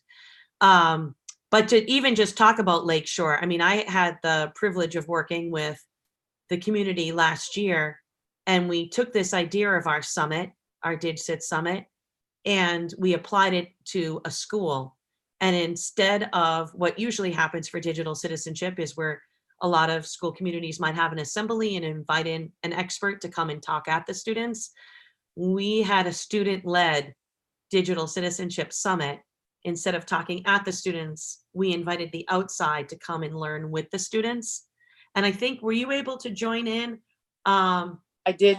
Yeah, a couple of them I did. It was really powerful. To me, this is what I'd really love to encourage all school communities, because the students were actually able to own that learning. And instead of having, the way that this was set up was, it wasn't like the classroom presented from 9 o'clock to 9:45. It was Superintendent's Day at Lakeshore when we put this on. And so the entire school community was there, all teachers, staff, administrators, parents, outside organizations were able to come. And when they came, they got 4 different colors. And the color ticket determined where you started. So there was the foyer, the gymnasium, the lunchroom, and the media center. And then what happened was you rotated. So the students had to continue to have these conversations about their projects. And it was, the idea of digital citizenship doesn't have to be a set lesson. These are skills that we can embed into routines that we already do. And so there was a pilot group of teachers in classrooms. We met them where they were, and we helped move them forward all year long. But each classroom had a different topic. And so these students were able to engage and talk and share their learning process. And then they were the leaders, and that was pretty exciting. And that's what I hope the rest of our classroom connections this week will be. Because I can't think of, when we go to sessions now, I go to conferences, I'd much rather go to a student session than an educator session. I don't know how you feel about that, but I learned so much from our students. Well, there are a lot of kids doing a lot of amazing things. And that's, something that the KNIKOLE conference that's in Niagara that I typically meet Michael at almost every year. There is a whole section of that conference that's students that's have come up with apps, and a lot of them are actually in the app store for various things, just, how to figure out which insects might have bitten you, or reactions to it. There was all different things.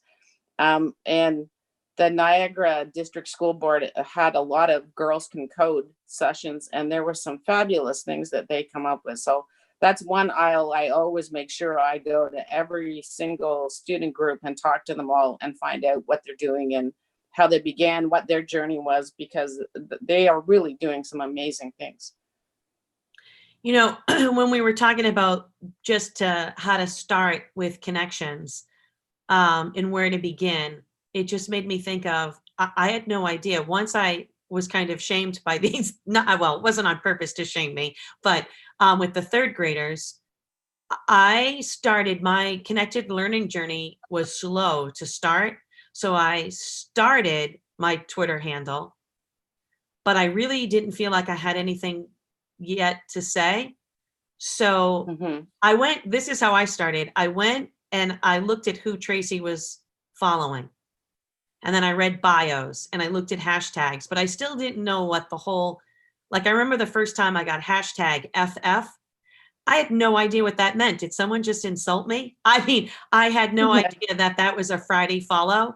It took a while to get the hang of things, but I followed who Tracy was following. I read a lot of bios, and then there would be links to people's websites. And I felt like I was curating, right? And learning a lot. And I really didn't start actually tweeting. It wasn't a two-way street where I was engaging. I feel like if anything, I probably was lurking in the beginning and favoriting. I mean, I remember in the beginning, I feel like I had so many favorites. And I was saving resources. Now I can tell you, I wish you had mentioned Wakelet. I know Wakelet, Eileen and Wakelet are going to be on next, but I really wish I had Wakelet back then to help me curate resources, because I was just kind of saving links in a Google Doc or putting them in my own bookmark, favorites.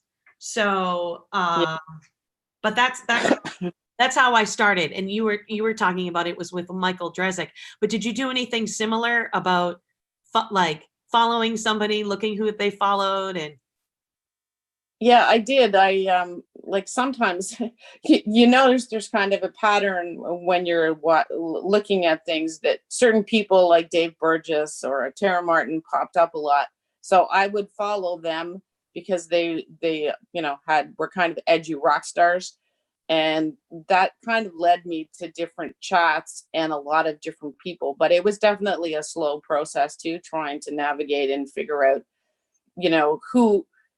who you should follow and, what you would be learning there. But I can't imagine life without it. There's so many education opportunities and opportunities to connect. And I was probably on it for, probably 9 or 10 months before I ever joined a Twitter chat. And I was scared half to death when I did, that they were going to ask some question and I'd have no idea what to say and I would be embarrassed, right?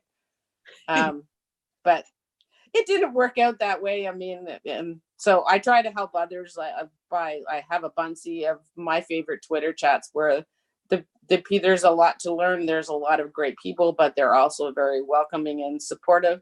So anybody who's starting, and I've had a couple of people reach out and say, I would love to join a couple of chats. Which ones should I join? And so a lot of the ones where I know they're very positive and very sharing and great people, I kind of send them that direction. And I said, don't even worry if you can't answer every question that comes up, because sometimes you can't think that quickly, right?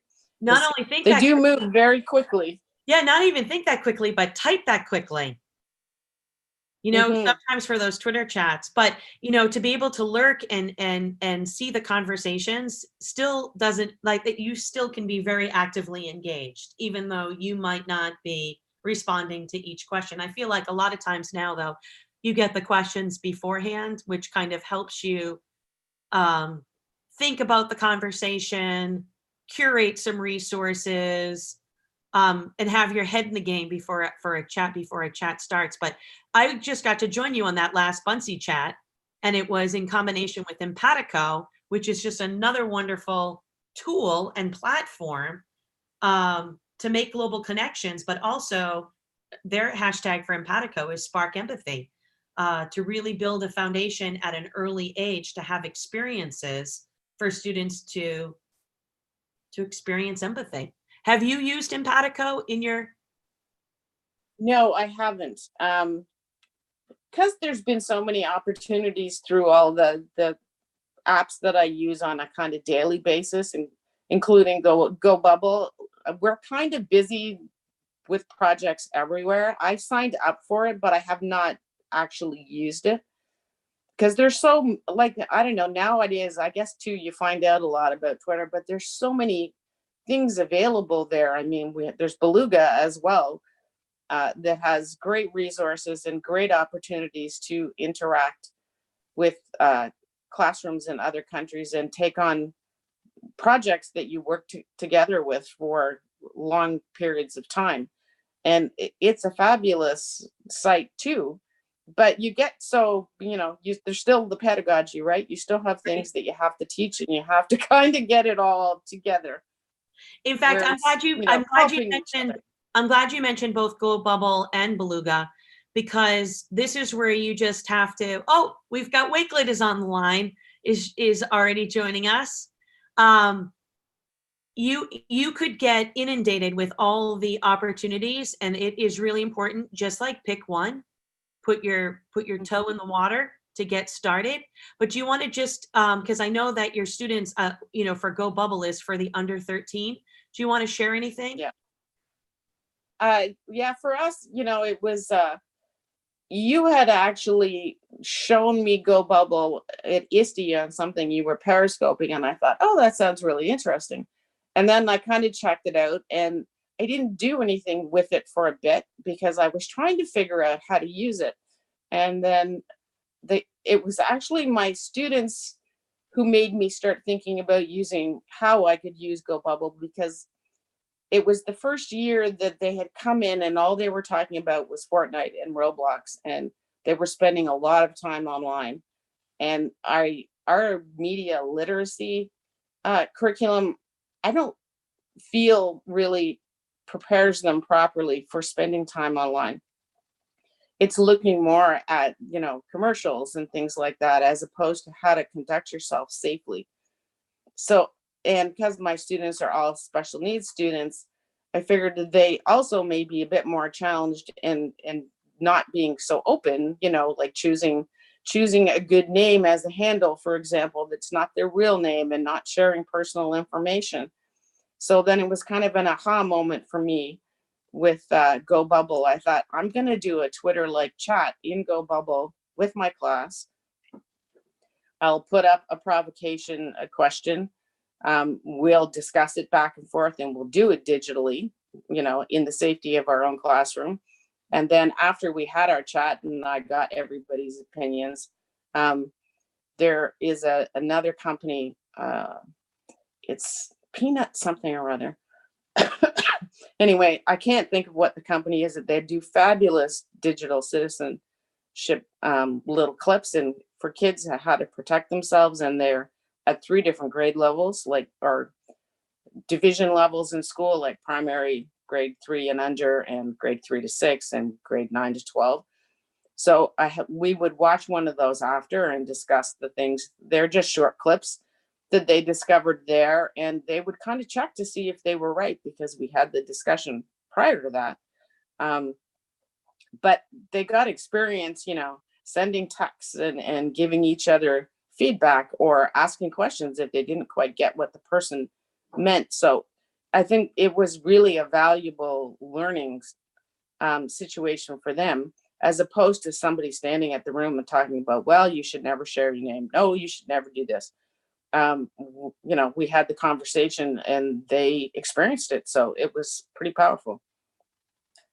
That brings back up that the importance of the experience, rather than we talk at kids, that they have this opportunity to experience it. So the other thing that I really like about Go Bubble too is that the focus is on what you give rather than what you receive, because there's focus on, although Instagram I know is I don't know if they've changed it or they are changing it. I know they are changing it. It might have already happened about likes, because a lot of our students get so caught up in how many likes that you receive on a post, and if there aren't enough likes, they take it down, they'll repost it a different time. And I think that Go Bubble has that, the slogan, it's like, you know, social media with training wheels. I know personally, just with my own son, that idea of being comfortable to learn side by side, you know, you don't have to be an expert,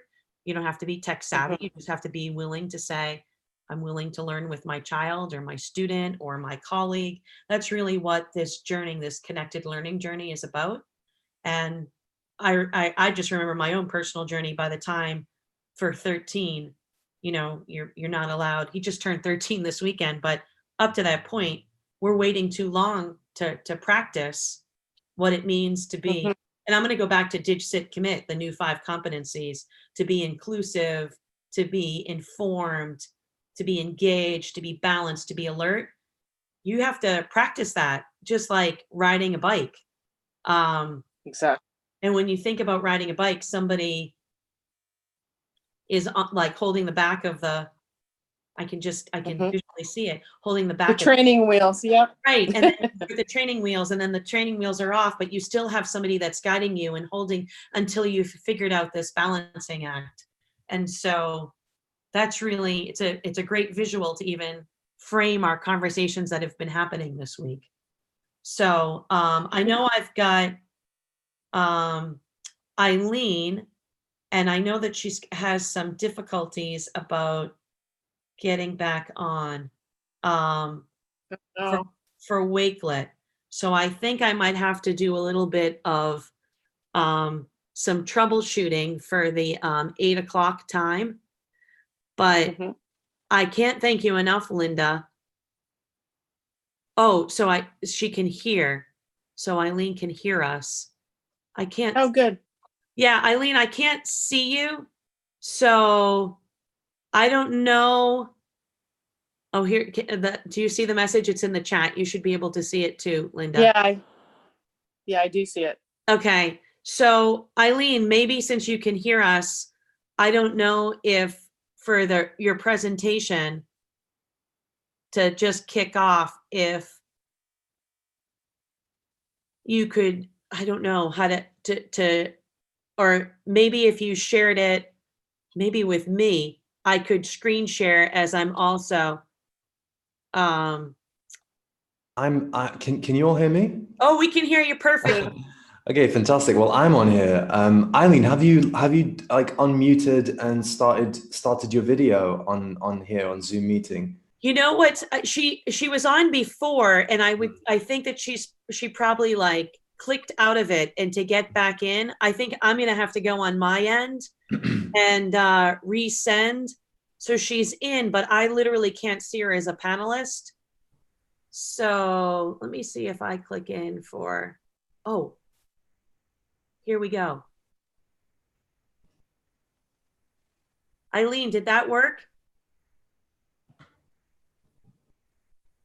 Eileen's in. All right, there we go. We solved it. That's wonderful. Yay.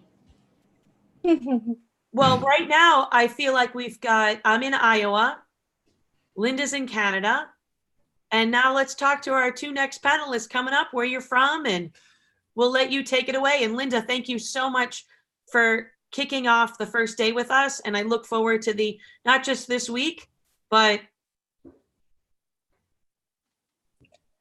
the entire, not just this year, but I'm going to know you for my life. So continue collaborating with you.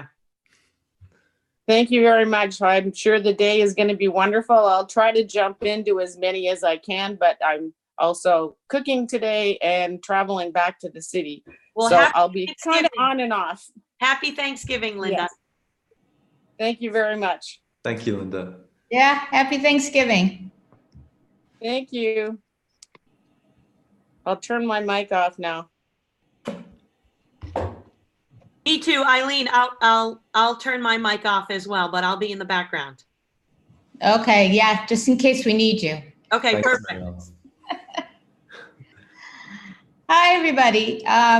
Good morning or good afternoon or good evening, depending on where you are in the world and when you're listening to this. I'm Eileen Winokur, and I'm currently in Kuwait. I've lived here for about 35 years and been an educator for almost 25 years in elementary and early childhood and also higher education. And I'm really excited about presenting this All Things Wakelet to talk during Digital Citizenship Week. And my co-host or co-presenter is somebody who's an expert in Wakelet. I'll let him introduce himself. Hello, everybody. Thank you so much for joining us today. Like Eileen said, good morning, good afternoon, and good evening. My name is Misbah, and I lead the partnerships team at Wakelet. But I do a lot of other things as well, including engaging with the community, being able to speak with incredible educators like Eileen, who've helped us craft this product and create it and try and make the platform as useful as possible for educators around the world. So it's an absolute privilege and an honor to be here talking about a subject which I want to learn a lot more about as well, just from this session. I was speaking with Eileen just previously about how, you know, at Wakelet, none of us here are educators or come from educator backgrounds. We've just sort of created a really useful product, and we just take direction from educators like yourselves and from our community to try and make it as useful as possible. So yeah, I'm hoping to learn a lot from this week as well when it comes to digital citizenship, and I'm sure I'll learn a lot during this session as well. Thank you, Eileen. Yeah, and as you can probably tell from Misbah's accent, he's in England right now, in Manchester, right? That's right. Yeah, Manchester, England. Although I don't have a very strong Manchester accent. I've been told my accent is a bit of a model, so not everybody in Manchester is going to sound like me. Sounds good, but we're quite international, that's for sure. Right. What you have on your screen right now is one of my Wakelet collections. I have put this collection together because it has so many resources for the educator and for you personally, for anybody personally. What I really like about Wakelet is the fact that I'm able to curate all different kinds, put together all different kinds of information. So I'm going to go ahead and start out. And we're talking this week, of course, about digital citizenship, as Misbah mentioned, and as you all know. And so why is Wakelet such a great resource for digital citizenship? And why is it so important to teach curation as one of the C's of 21st century learning? And I think we're just talking about really, really good resources here, because curation teaches higher level thinking. It teaches choosing good sources from poorer sources. And it really allows teachers to be able to show, easily show information, and also have students gather information. And then on top of that, you're able to share that information. So why is curation so important? As I said, it's a really important 21st century skill. It should be the 5th C. Again, to boost higher order thinking, and also to really look at sources of information, because when we're talking about digital citizenship, we're looking at how a student or how a young person or even an adult knows what a source is, where the source is coming from, how to put those sources together and make meaning from them. So in order to be able to put together a collection, you're really making decisions and problem solving and choosing all the time, all those higher level thinking skills that we need in order to be able to engage with our environment digitally and non-digitally. But here we're talking about digitally. And what's great about Wakelet is you can pretty much add almost anything to a Wakelet collection, including other Wakelet collections, which I'll show you later on. So for those of you who are interested there, I'm going to be sharing this Wakelet collection afterwards, and it's open to everybody. I will not be going through each and every resource that I have, because I think those of you who are interested in particular aspects of it can go ahead and look at it yourselves. And so the first few articles are talking about curation. Let me open one of them just so you can see how Wakelet works. So I've been able to save this website, and I'll show you in a minute how you can do that. But I saved this website, which talks about content curation. And so you can go ahead and see, this is a blog by Wakelet, who they're really, really keen on making sure that everybody understands how easy it is to learn Wakelet. And so when Wakelet got started, it was really about curation. And Ms. Bach, do you want to talk a little bit about that background? Just how it got started and about curation and why it's so important to Wakelet? Yeah, 100%. Well, curation, I think, like you said, is the fifth C, and if it isn't, it should be.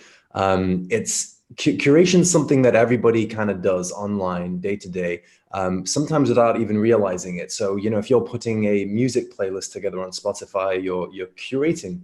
If you're sharing something on social media, you're essentially taking a piece of information and you're curating it. You're adding your own thoughts, your own context to it, and then you're adding it to your newsfeed.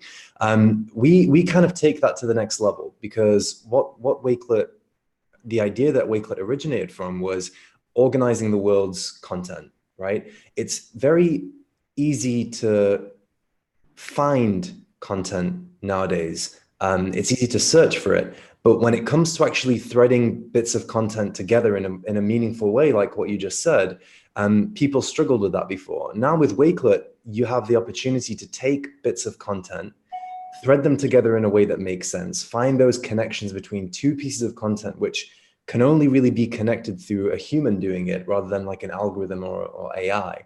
And then add your own thoughts, your own context, your own ideas, and then share it in a really beautiful, visually engaging way, like the collection that you're on right now.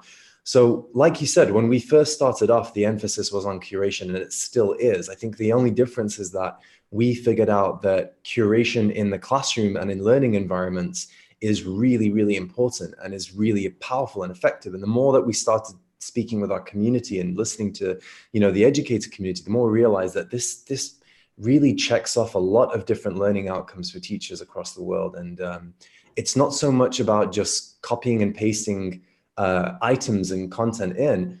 It's about being able to tell a story with that content. And, you know, not every student will have that creative flair, that ability to, you know, make videos or tell stories or write things. But everybody can curate. Everybody can take information, take a YouTube video from here, a music, an audio clip from here, a podcast from here, an article from here, and then create something that's really useful and that's engaging and that tells a story. So yeah, I think that what you said, being able to, you know, understand the difference between sources, the reliability of sources, we found that when teachers began to use Wakelet in the classroom with their students, they began with just like assignments, like I want everybody to find some information about X and then put it into a Wakelet collection. But then the students would start asking questions like, well, you know, which page of Google should I get it from? Or, you know, can I add social media links to this? Or, you know, if I add one link from this area, is this better than adding one link from this website? And all of a sudden, all these residual skills started to develop, and the teachers then started to challenge them and say, well, actually, as a further challenge, I want you to find a, let's say, an article about climate change from 2010. And it has to be an article written on the web from 2010. And then all of a sudden the student is challenged because they're like, well, how do I find that article? You know, it's not on page 8 of Google anymore. So I have to advanced search it. Then it's, how do I use Twitter advanced search? And all of a sudden it becomes this idea that I know Linda was speaking before that, you know, the idea of the internet for students now being very much about memes and social media and Fortnite, all of a sudden now it's like, well, the web is open. The web's really going to be able to help me when it comes to understanding a certain subject and being able to put information together in a way and present it in a way that makes sense to my students and to my teachers. So it's really important. And I think that every day we're getting more and more feedback and more ideas from the educator community on why curation is becoming the go-to activity for them in their classrooms. It just checks off so many different boxes. But yeah, back to you, Eileen. Okay, so just really quickly, because this isn't a how-to of Wakelet, but I think it's really important at this juncture to be able to show you exactly what types of media you can add, because it's such a vast. So I think for those of you who are unfamiliar with Wakelet, it would be really, so obviously I'm in my Wakelet collection. I'm going to edit my collection and I'll find this plus. And this plus will allow me to either paste in a URL or type in some text, which you'll see because I've been, as I've curated and as Ms. Bach was saying, you can tell a story. So I have learned with using Wakelet how to tell a story, and part of that is being able to add my own text. You can add videos from YouTube, and you can directly put tweets in. You can add bookmarks, things that you've saved from before that maybe you created a collection later on, and images, any type of PDF. And what's great is it's integrated with Google Drive. I don't know if Ms. Bach wants to talk about that in a minute. And of course, he's going to mention about the integration just within the last month of Flipgrid Shorts video, which has brought it to a whole new, different horizon, I think. I'll be adding a Flipgrid video to this, and I hope that Ms. Bach will also, just as a hello and how are you. And but Ms. Bach, do you want to say anything specifically about any of these features? Yeah, definitely. I think that one of the things that we noticed when we began working with educators is that there's a lot of different platforms out there, and some of them are extremely useful. And we wanted to find ways that we could fit in with the workflow of educators. And we found that the easiest way to do that is to partner up and collaborate with the companies and the products that educators are using, just so that we can fit into that and so that, you know, they can be streamlined. So our integrations with Microsoft are incredible. Obviously, we've got Google Drive there, and then Flipgrid, which is, you know, one of my personal favorites, an amazing team. Obviously, they're doing fantastic things to amplify student voice, and just the whole concept. I think when it comes to digital citizenship, you know, Flipgrid really were one of the first to really sort of empower the student to have a voice, and being able to bring that into Wakelet.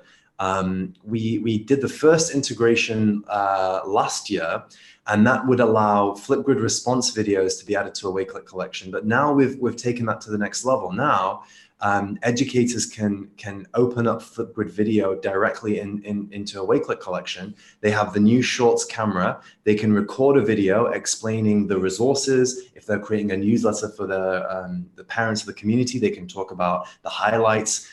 They can explain new tools and give tutorials. And even if it's just as simple as introducing themselves, you know, being able to have that face on the camera and being able to talk, it's so much more human. And at Wakelet, we're all about being human. So it made sense to bring that functionality into Wakelet and use the awesome camera that Flipgrid have done. You can add, you know, stickies, notes, effects, all kinds of really cool stuff. But yeah, I think the point here is that when we know that educators are using other really useful tools, we want to see how we can integrate with them and how we can fit into those workflows. And Flipgrid is just a really cool example of that. And then obviously with Microsoft, we've got OneNote, Microsoft Teams, and then what we'll get to in a few moments, Immersive Reader, which is really, really big and really important. But yeah, when it comes to integrations, you know, our community suggests and we deliver. That's how it's always been. That's great. Yeah, thanks, Ms. Ba. I've become a real follower on Twitter. It's my survival.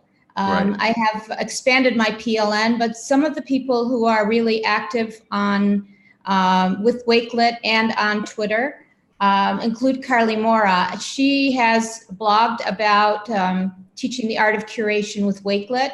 And so that resource is here for those of you who want to see what she's written about. There are others who have also, but Carly's really amazing. So, and then Ms. Bach mentioned about using Wakelet to tell your school story. So when we think of curation, we might think of project-based learning or researching a topic, or I'm going to travel, so I want to put all my pictures together, or I want to put all the resources or places I want to go visit. But one of the things that is really great about Wakelet, because it's constantly, the features are constantly expanding, is being able to tell your school story or tell your classroom story.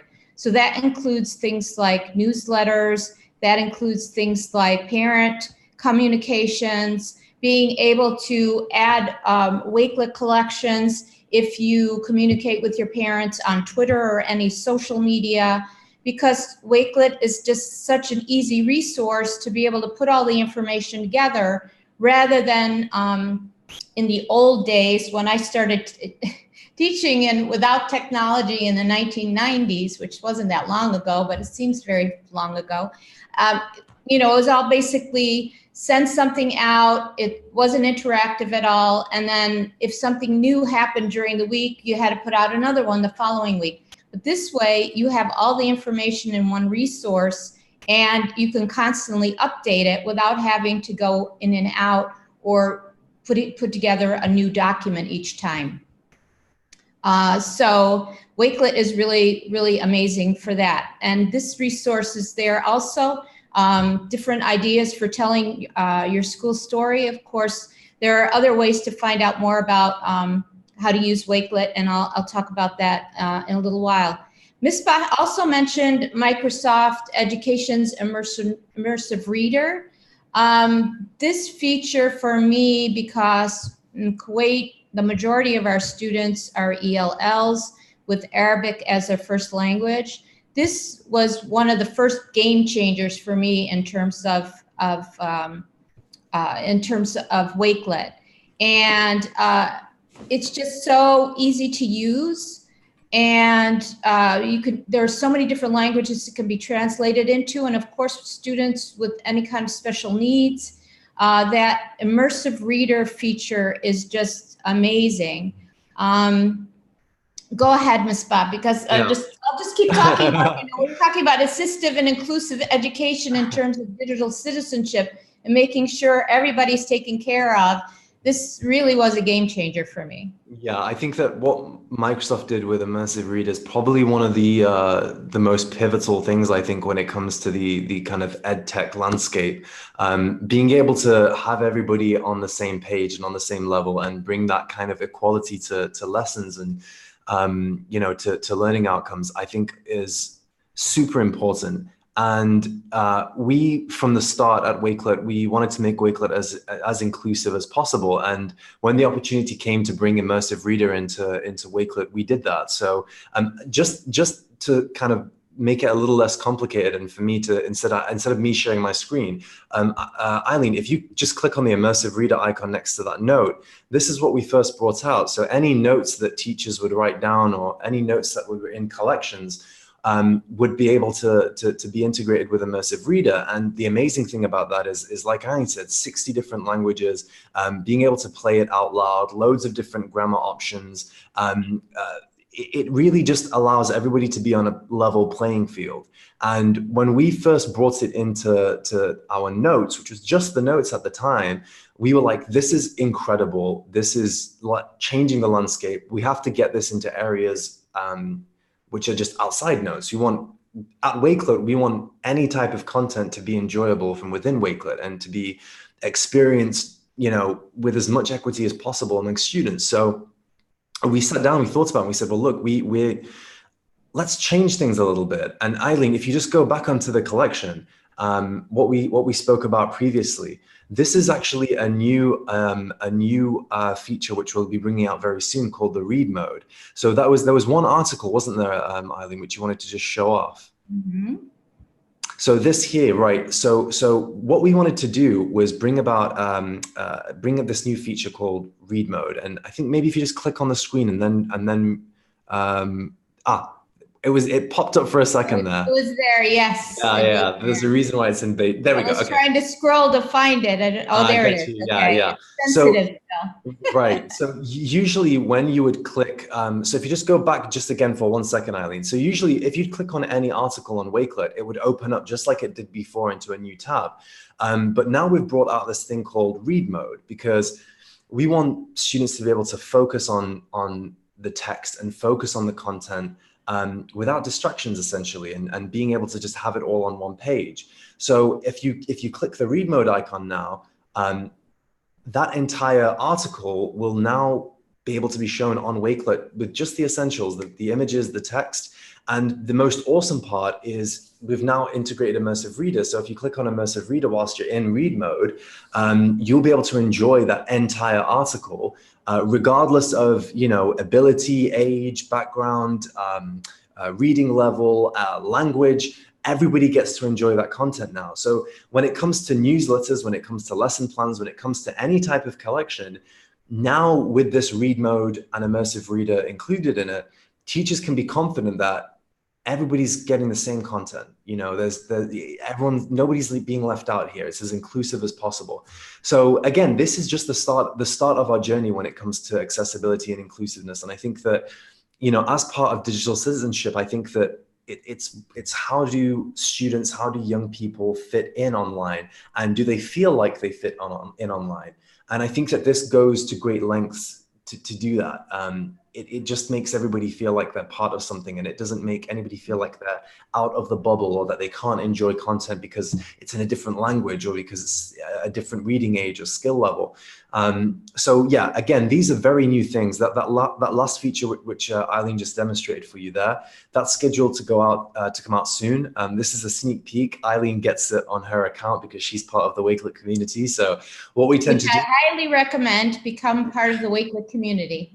Right. Our Wakelet community really they make the decisions for us. Like, this is being tested right now with the communities to see how do they like it, how can we improve it, so on and so forth. So if you're interested, anybody watching, if you're interested in being part of the Wakelet community, go to community.wakelet.com and you can sign up there, and then you get to be a part of this incredible journey that we're on, and you get to take us in the right direction, give us your feedback, and also get sneak peek preview access to all the awesome new features that we've got coming out. As you can see, yes. What's really nice is that one of the things that we all love, all educators love about the Wakelet team, is they're so responsive. Anytime you have a question, they're right on it. Anytime you have suggestions, they've worked on them. If it can be done, they'll figure out a way to do it. It may take a little longer, but they're willing to take the time to do it. One of the great things also about Wakelet, especially for educators who are so busy, are the Wakelet monthly newsletters, if you sign up for them. And I definitely, suggest that you do. Also the webinars that they have, and then their monthly Twitter chats, which are on, is it the third Thursday? I believe so, yes. Yeah. Yes, third Thursday of the month.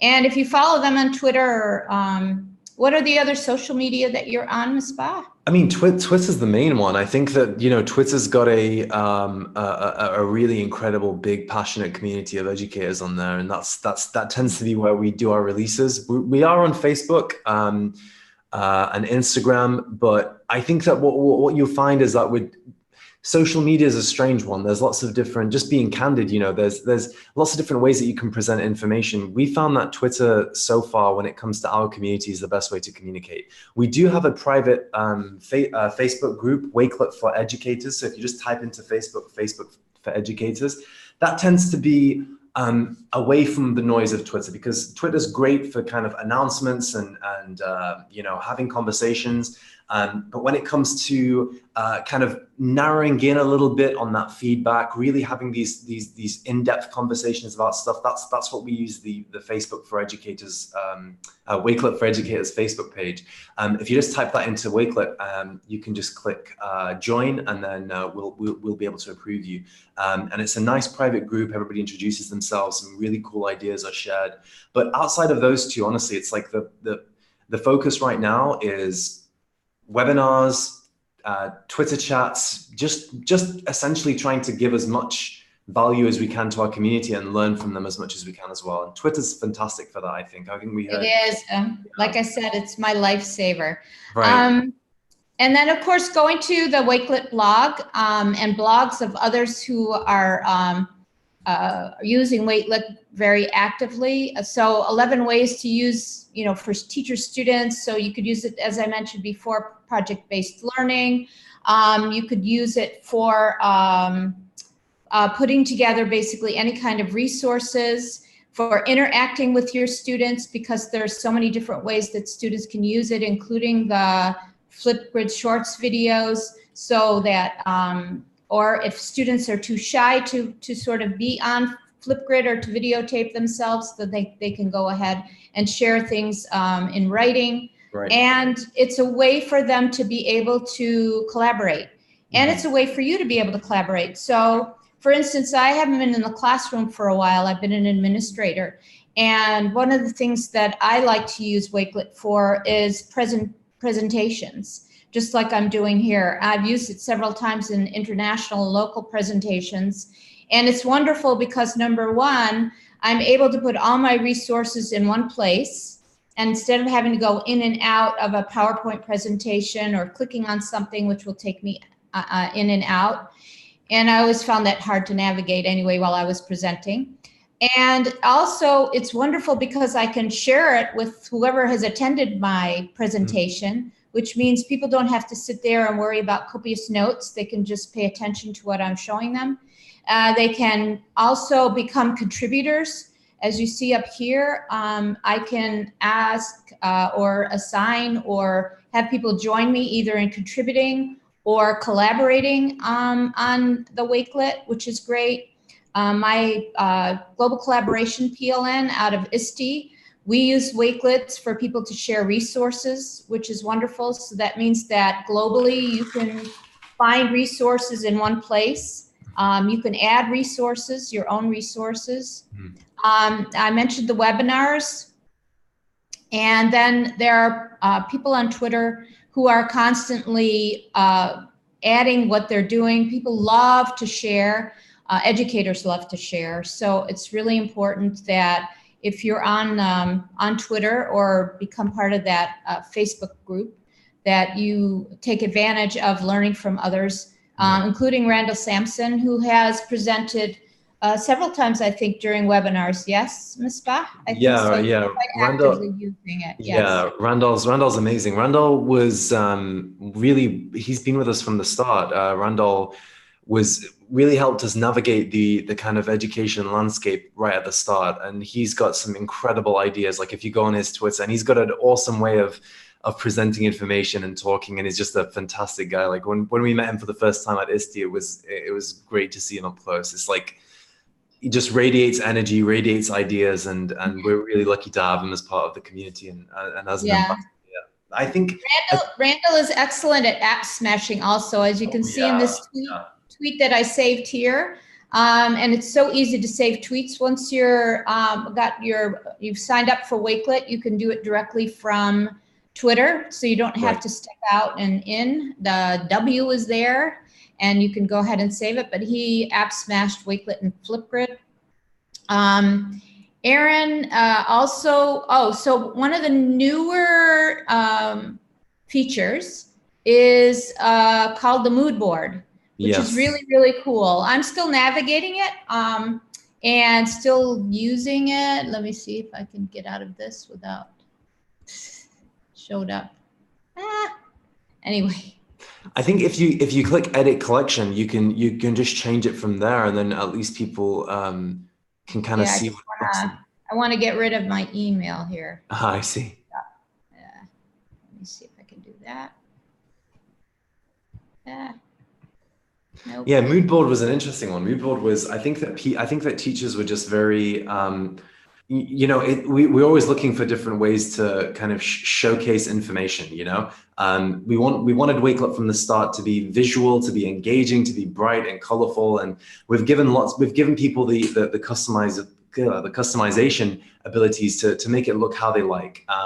And part of that is how you choose to display your content. So, some layouts on Wakelet are really good for making comparisons. Some are really good for telling a story. But then we've got the mood board layout, which is a really, really cool one. It's like we're getting feedback from the community now on how they're using it, but it's more for like social boards, reflections, that type of thing. And it just displays the content in a really cool, easy to use way. It's super easy to reorder items and move them around. And more than anything, it's engaging. It fills up all that white space and gives people something to look at wherever they look on the page. And you can just find content at a glance. So yeah, we're really loving the feedback that we've got from that so far. It's very visually pleasing. And if you are able to put together your text and organize it, then you can sort of curate it and make it look, it's very visually pleasing. Right. So if you go into edit, and then this is the way my Wakelet collection would look if I hit the board.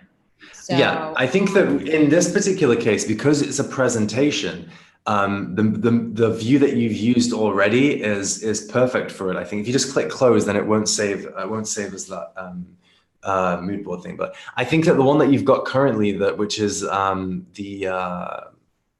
oh gosh, I can't believe I've forgotten it. We used to call it the big image view now. Media view, sorry, yeah. Media view, yes. Yeah, media view is really good for storytelling and for presenting things because it's linear. You can tell a story. You can just go down in one path, and it really depends entirely on what the purpose is of you using Wakelet in the classroom or to begin with, or what lesson it is. And I think that comes to something that you mentioned before. We talk a lot at Wakelet about how many different ways that people are using the platform, and that's amazing because a lot of people like to call Wakelet like a Swiss Army knife when it comes to I like that. tech, right? I love that analogy. Yeah, because there's so many different things that you've got newsletters, you've got digital storytelling, you've got using it for portfolios, you've got it for assignments. There's so many amazing things, but it's really simple.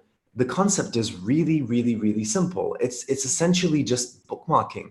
It's essentially taking content, pasting it in, telling a story, telling a bit of a narrative, and whether you're using that for yourself just to save learning and teaching resources, or whether you're using it for anything else, the concept of it just stays the same. So when some people see a collection like this, Eileen, they can look at it and be like, this must have taken an hour to make. When in reality, it's super easy to do. It's copy paste, drag and drop, record something. We've gone to great lengths to make it as easy as possible to create something that not only looks good, but that's really useful. And yeah, I think that people shouldn't be. I think new teachers who are coming onto Wakelet, don't be too overwhelmed. If you don't do a classroom newsletter, then try using it just for bookmarking. If you don't particularly want to use it with your students to have them do portfolios, then try digital storytelling assignments. There's many different ways that you can try it, but it's all anchored by just real simplicity. Curation is super simple at the end of the day. Yeah, and I would say just start with something that you're really anxious to put together in a collection, even personally, or something that you want to present to your students. And don't try to use all the features all at once. Use a feature or two. That's how I got started. And so all of these, all of this will be shared with everybody. I wanted to show you too that I have added previous collections that I had started and have specific reasons for starting them, but are related to all things Wakelet. So for instance, this Wakelet for ESL, which I had created for a presentation or for information for some teachers about how to, the different kinds of things that you could use Wakelet for other than immersive reader, because Wakelet is really great with students who don't speak English as a first language. So that, and I'm always adding, that's another thing that's great about it, is that You have these collections, and if you see something, wherever you see it, whether it's a website or on Twitter, or you've created something, a Google Doc, or someone sends you something and you want to share it, then you're able to do that right away, and you've got your collection already made. So that's really wonderful. So you can see I have a couple of smaller collections in this bigger collection. And then just there were some articles about content curation in general. So for instance, what is social media content curation? And then how is it important in your content strategy? Because when we're teaching students curation, we're also teaching them for their personal life and their work life. And so that's why curation is really important. I'll continue to add to this collection. And I don't know if there's anything else that you wanted to share or say before we sort of share our contact information. But if there's anything you think I've left out or that you want to add, go ahead, Ms. Bach. Yeah, well, obviously we at Wakelet, we want to learn more about digital citizenship, I think, as a team. And we're in a funny position because we know that our platform is really, really good for digital citizenship, but without us being educators, sometimes it's difficult to understand why it is. So I think that joining the community and being able to give us that information and being able to teach us as well as a team, what it means in terms of the digital citizenship landscape, I think is really important. What we've done is we've actually set up a challenge for the hashtag DigCit commit. So I'm going to share my screen real quick. I don't think you need to do anything. I think that it will just automatically take over. Can you see my screen now? Yes. Okay, fantastic. So as Eileen mentioned just before, that we like collaboration at Wakelet. We added our collaboration feature to allow people to contribute to things and end up getting these amazing libraries of content that have been put together by like hundreds of different people. So if you're watching this and you're interested in digital citizenship and you'd like to kind of help us, what I think would be awesome is if you went to this collection here, which is from the DigCit Institute's actual profile on Wakelet. And it's just very simple. How will you commit to digital citizenship? Hashtag DigCit commit. And what I'm going to show you now on the screen is we'll do two things here, because this gets you to see how to use the collaboration feature on Wakelet, and it's also for the purpose of this challenge as well. So all I do is I click on contributors, and I can either invite people or I can click via shareable link or code. Now, if you've got your device handy, you can just scan this QR code whilst you're watching this, and that will pull up the Wakelet collection and you can start adding things to it. Or you can follow this link here, which we'll be sharing on Twitter shortly after this. Or you can go to wakelet.com, and if you're not signed in, you don't even have to sign in. You just click on enter code, and then you enter this 7-digit code here, 7641A49.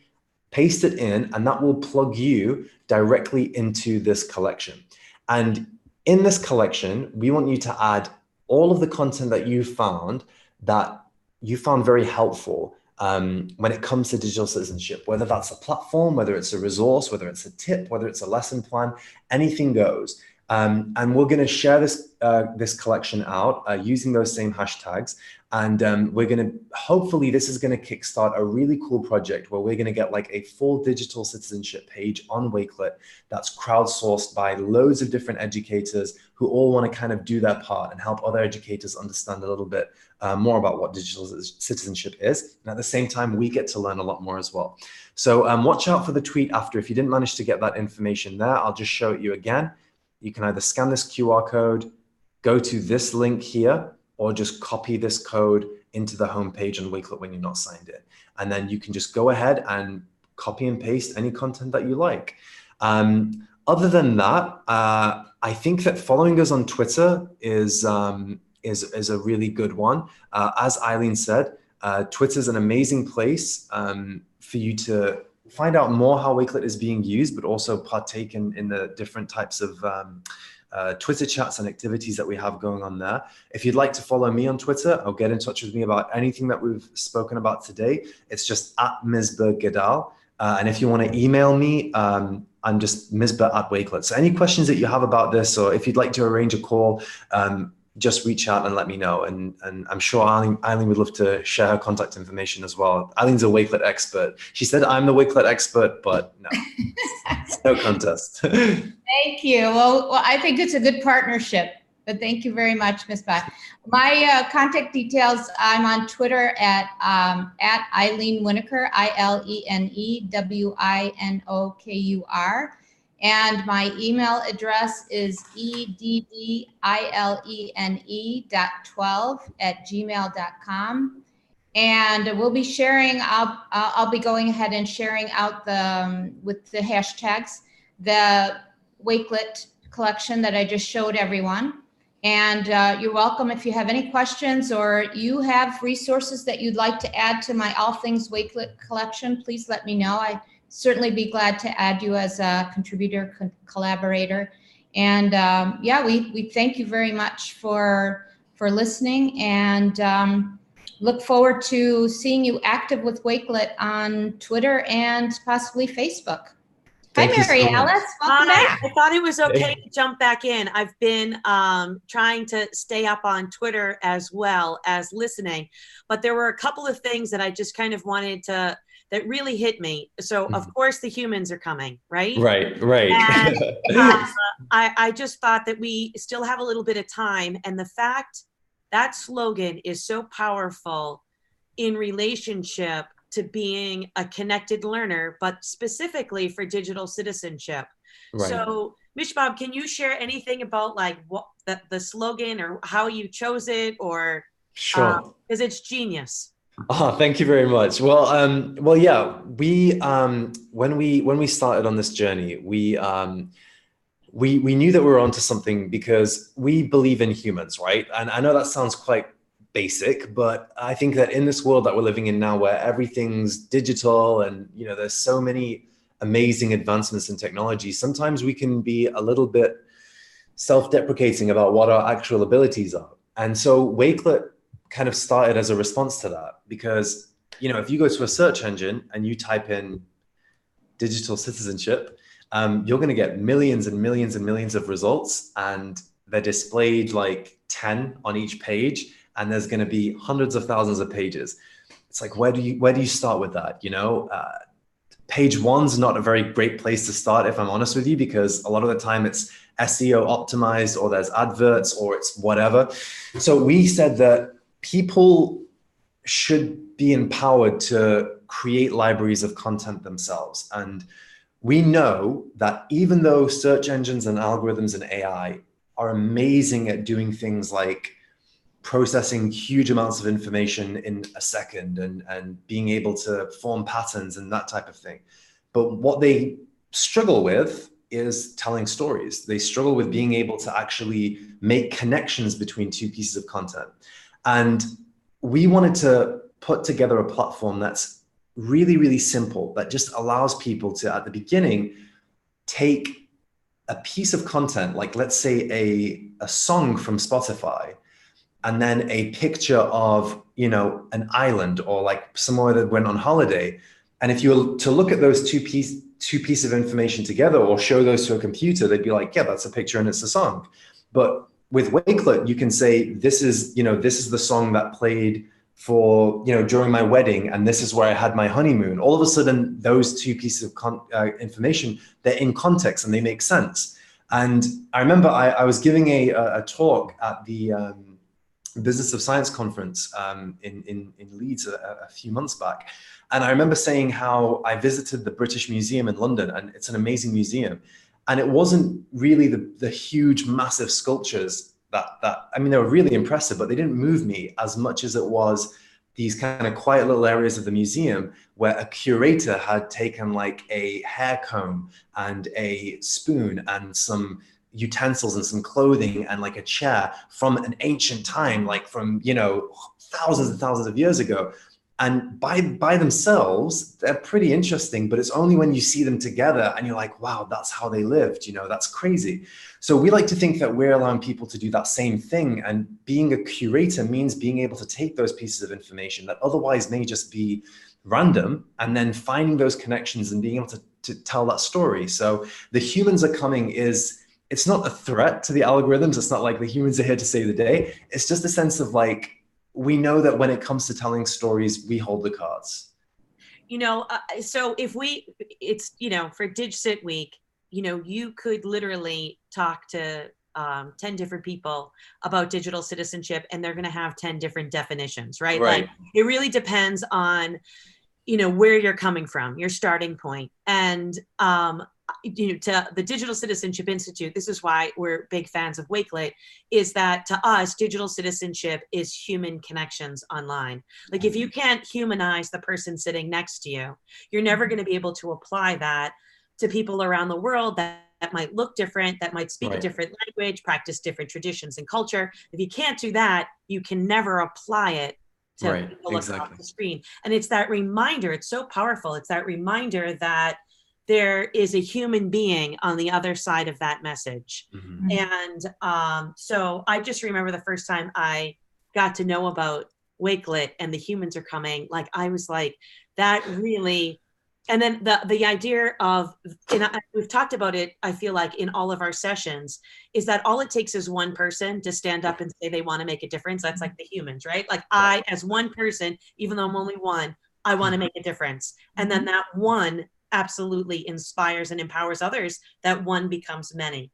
And so the fact that we've got this opportunity this week to have these conversations, but to have that call to action. And the call to action is, we've got that collection ready for DigCit Commit. And if people have not already gone to digcitcommit.org, it's so exciting. There are 16 anchor organizations redefining digital citizenship. I know my own journey started from a very reactive place, and it evolved into being proactive. And I feel like the world is now there at that proactive place, which is so exciting. But for the collection this week, here's that call to action.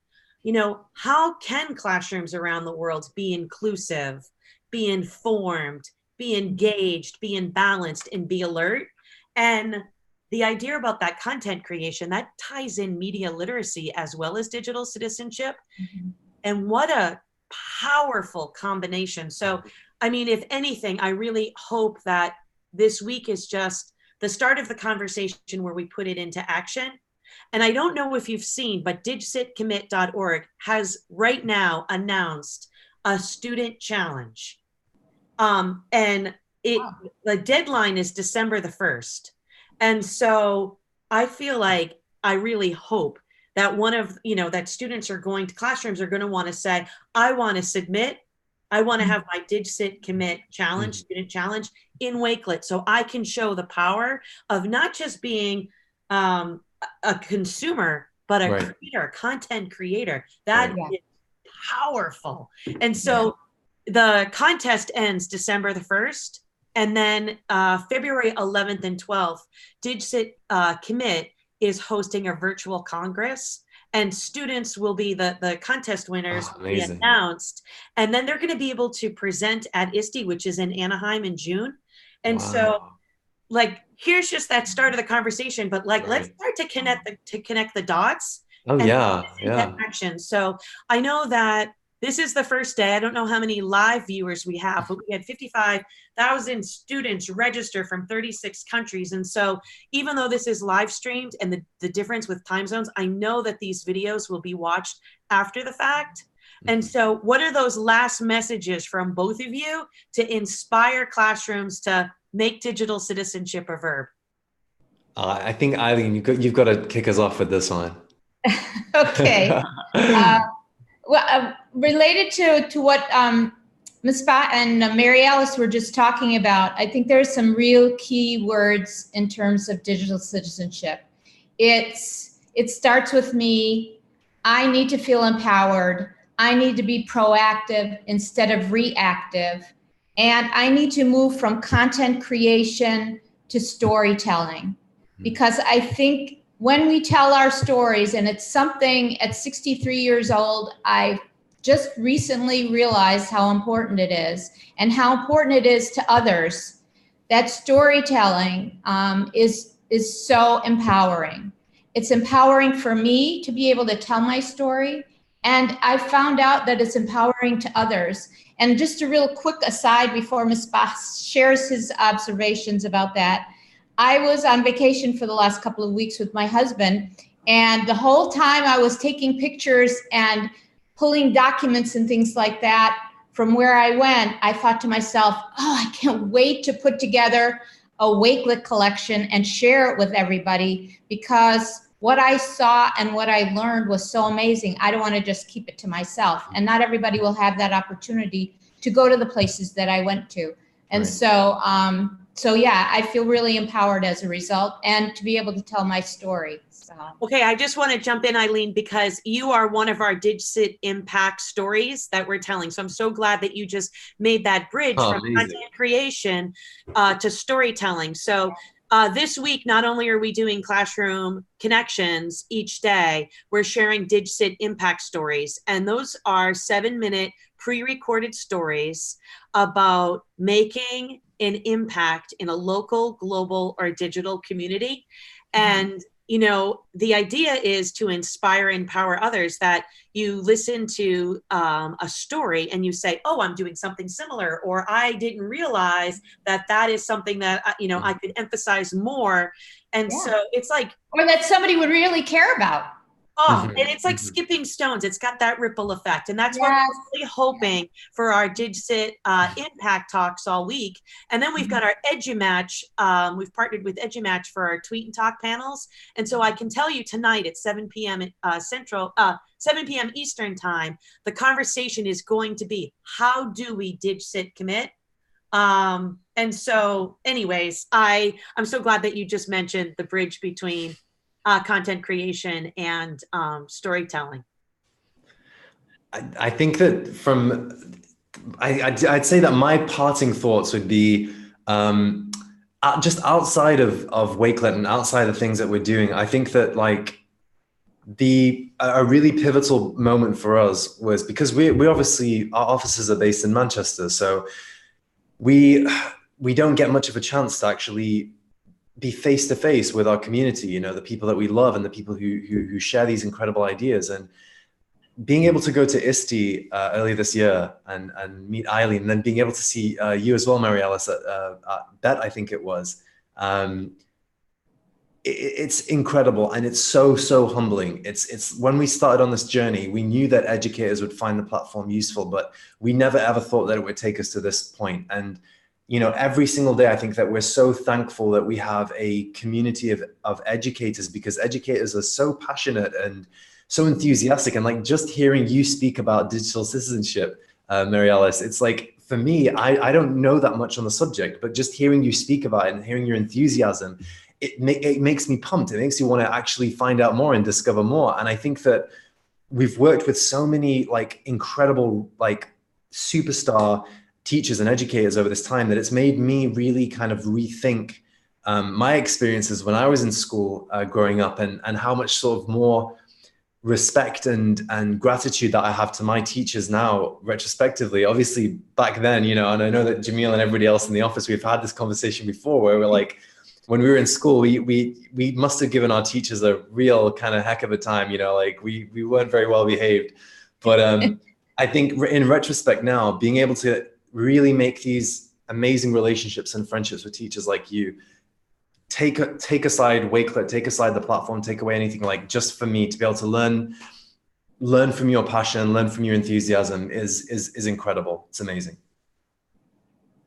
Well, and that works both ways, Ms. Bach. Oh, thank you. And that's the beautiful part about being connected, this connected learning journey, is that it's a two-way street.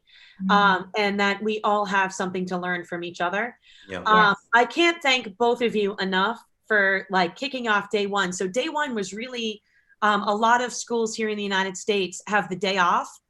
And so we decided to take Monday as like connecting educators and organizations. Right. And then Tuesday through Friday, it's going to be classrooms. So students teaching, like exactly these conversations that we've been having today are going to be with classrooms. Oh, and so this amazing. is the part. Oh, Jen Williams is just able to join us. She's Jen. Hi, everyone. I was Hey. not wanting to interrupt. I was listening in. Definitely keep going. So I mean, the rest of the week, our classroom connections are going to be students, and hopefully that's the part where that call to action that, today is just the start of the conversation, getting the hook in, but now let's see what this looks like in action all week long. So we'll have our classroom connections. We'll continue to share our DigCit impact talks each day. And then, with EduMatch, we'll have our tweet and talk panels each evening. Wednesday, though, to talk about back, there was one other thing that you had mentioned about immersive reader, which is a game changer. Mm-hmm. Is that Wednesday, the 16th, it's going to be, all of our connections are going to be in Spanish. Oh, And amazing. so, even though they'll all be in Spanish, and headquarters is actually going to be in Mexico with our partner EdukTech, you could use immersive reader and still be able to participate, even if, Spanish, you're not fluent in Spanish. Right, exactly. Yeah. Levels the playing field. Yeah. That's really exciting. So I'm really happy that this is the first time that we have really wanted to make sure, like, what can we do to be more inclusive? And this is the first chance to just invite Spanish speaking communities to join us and be part of this conversation. So, and that means, Eileen, if they wanted to participate in any of your Wakelets, they could use even though it's in English, they can use immersive readers to still actively engage. Absolutely, yes. And I've used, that's another reason why I really like Wakelet, is I'm able to share it with refugee educators who are able to translate the resources, which is wonderful. And now with the new beta version, as soon as that goes live, they'll be able to do most of the websites also, which is fantastic. That's wonderful. Well, thank you so much for kicking off the first day. And Jennifer, you're already on, so this is like perfect. You want to share where you're joining us from? I'd love to. Well, and I loved tuning in for the last session on Wakelet. I'll be talking a little bit about Wakelet in my session coming up next. And hi to Eileen. We just finished up the Global Goals project, and it was, Wakelet coming onto the scene like a splash in the last few years, and such a game changer.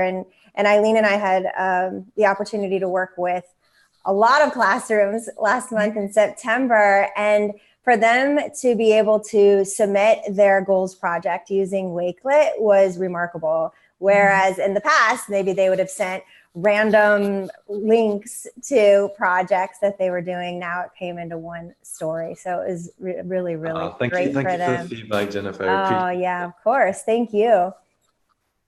So I'm joining here from Florida within the United States. Love coming onto a screen with global educators from all around the world, digital citizenship in action. And thank you to you, Mary Alice, for bringing us all together this week and this important topic. And I'm excited to be here. So I'm ready to jump in whenever we're set. Did you have some things you needed to share? No, guess what? I'm going to mute myself just like I did for the last session. And but I'm going to be behind the scenes. I'm going to try to be live tweeting while you're presenting. And Awesome. then, whenever you give me I'll jump back in and you're our final presenter for the day. Okay. So, what's that expression? My Nana would say, they always save the best for last. So, that's so kind. Well, that means a lot since I know all the wonderful people you've had on earlier today. So I would love for you to pop back in too. Anything you want to share, I'd love for it to be a conversation as we go along. I've prepared some slides today that I'll share my screen in a minute. And I would love to have the opportunity to talk to you all today that are joining about some of my favorite tools, stories from the classrooms, and programs around digital citizenship and global ed. So let's see here. I'm going to share my screen. Sometimes I love Zoom, and sometimes when I do this, I lose my screen. So let's see. Hopefully you're able to see my screen. Mary Alice, if you want to just give me thumbs up, that would be awesome. Guess what? I can see your screen. It looks Yay! good. Awesome. So we're going to be talking today about ways to use EdTech for social good. And I'm thrilled to see so many of the ISTE community here. For me, I always align my work to the ISTE standards. I love that digital citizenship now has its own big space right in the center of it all. So we're going to talk a little bit about that. You can see here on my first slide, I'm trying to represent good digital citizenship skills and sharing this beautiful photo from my friend Ku, who is not only an elementary educator, but also a brilliant photographer. And so he had shared this photo on Instagram a while ago. And I said, that photo means so much to me. I would love to be able to share it in some of my sessions. So he was kind enough to do that. So you'll have to follow him on Instagram. He tells some beautiful visual stories. So thank you again to the team for having me here. As I mentioned, I'm joining today from Florida. A little bit about my background. I was born to be a teacher. I've always wanted to be a teacher from the time I was little, always will be a teacher. I define myself as an educator. I was in K-12 for 20 years. So I started off as a speech language pathologist working with really on more of the science of communication, and then started working in a Montessori school where I really found the art of storytelling, art of communication, and the balance between the art and science of both. So we were early adopters with technology. So we got iPads early on, and with our mission as a world school to connect even our youngest students, age 1 through grade 8, to the world, we started to use our iPads without any real rule book to find ways to connect to classrooms around the world. And we were able to do that. Though it was so different back then, not like it is now where we can jump on Twitter. I mean, today we're all able to jump into Zoom and have this global conversation.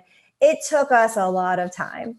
And so if we wanted to find a classroom, it would probably take several months. We would have to go through the ministries of education in different countries. We would then have to find a school that had reliable Wi-Fi connection, which is still a major concern when we're talking about global classrooms. We would have to find a teacher that was willing to take a bold risk, because most often we failed. The internet connection wouldn't work. The time zone changes were really hard to battle with. We were just learning about asynchronous types of communication, so we were really kind of clunky with video sharing, but we figured it out. We made tons of mistakes, but we learned so many lessons. So I really found that finding ways to connect classrooms, teachers, and students through digital means was my passion. And then in 2015, I had been doing some work with the United Nations, really more around things like the Millennium Development Goals and the International Model UN Program for middle schoolers. The UN Sustainable Development Goals came out, which I am confident you will hear a lot of both teacher and student speakers this week talking about the SDGs, because this community is so on fire about the goals, which is phenomenal to see. So my work these days is really centered on the global goals, and I use them as my lens for all that I do. So if you're not yet familiar with the UN Sustainable Development Goals, these are 17 goals that we as a world agreed upon in 2015 to reach by the year 2030. So you can see they cover all areas. So things like no poverty, zero hunger. We talk about clean water, life on land, life below water, climate action, really important topic we'll talk a little bit about later today in this session. One of my favorite goals, number 17, partnership for the goals, because even just that first word, partnership, I think that is key in all that we do. And as you can see, we have our very own goal and goal number 4. But we as teachers know all of these goals fall within our responsibility as educators, preparing our students to take action both within our classrooms and then beyond.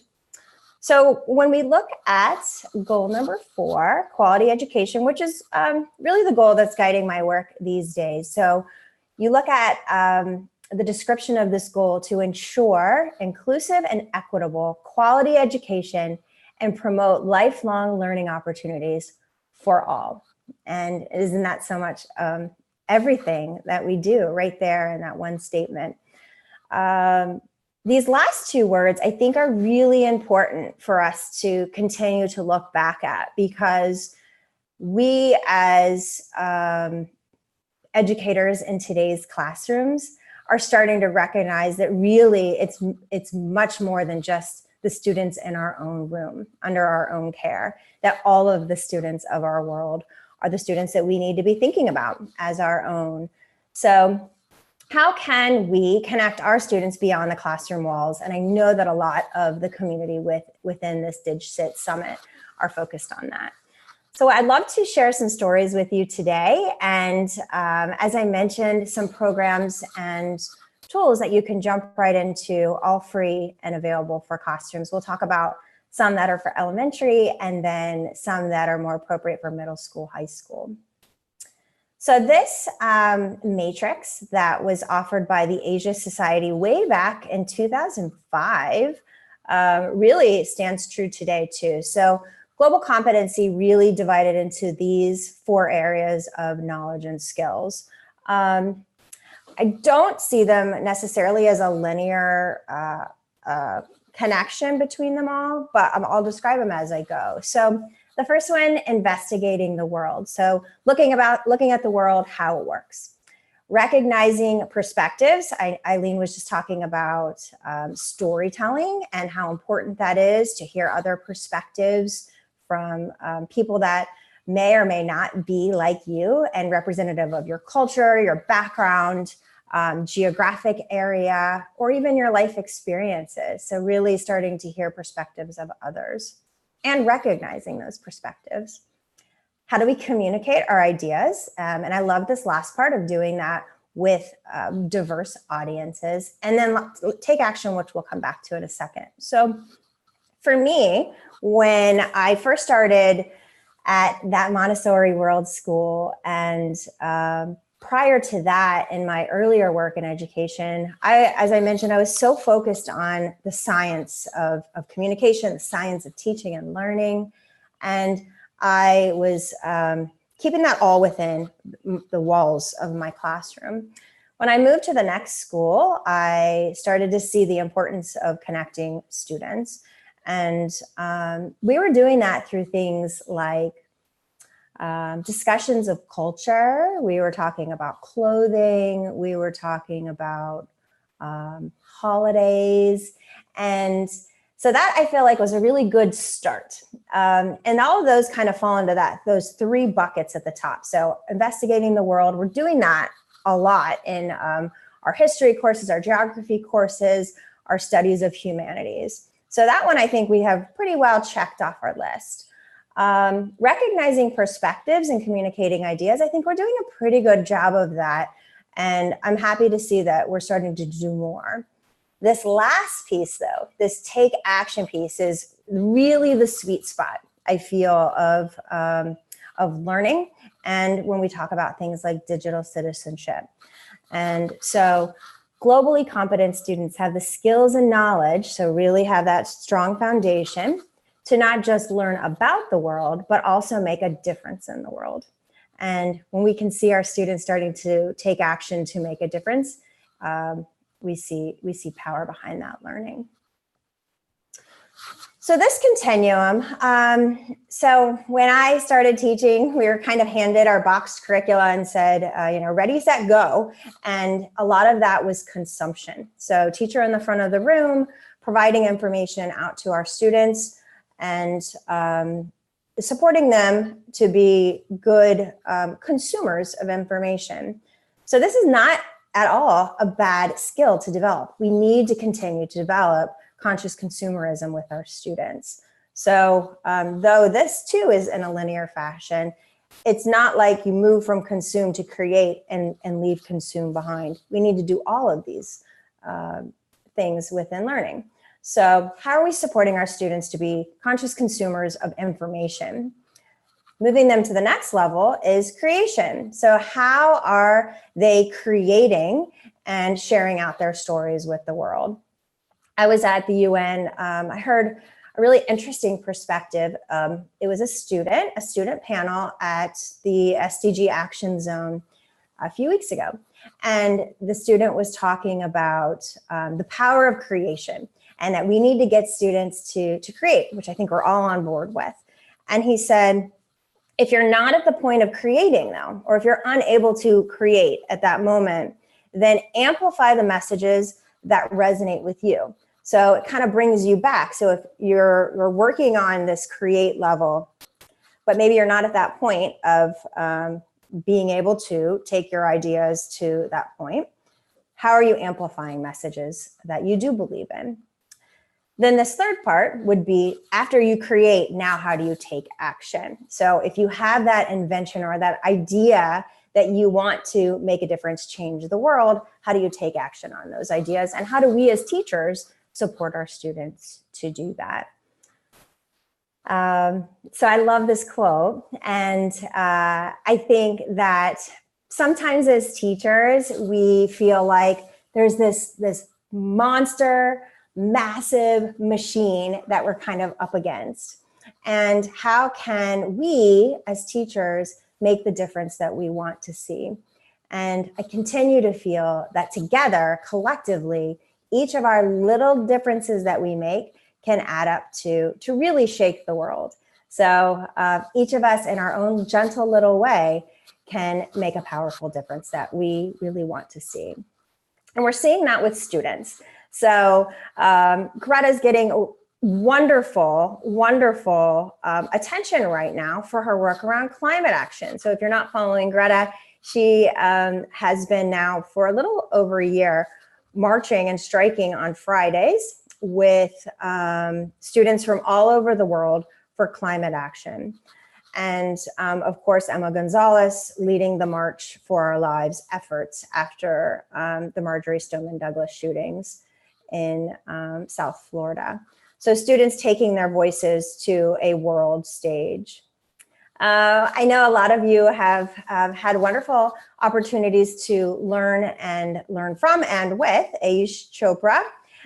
One of my friends in Canada, he formerly was in India and early on got interested in the UN Sustainable Development Goals and said, how might I make a difference in our world? So since then, asking that question, he has produced videos, he's spoken at the UN, he's written a book, he now has a nonprofit organization, and he will graduate high school this year with all of this already on his resume, making a difference in our world. And we'll go back to him in a little bit on a story that he and I had from last month.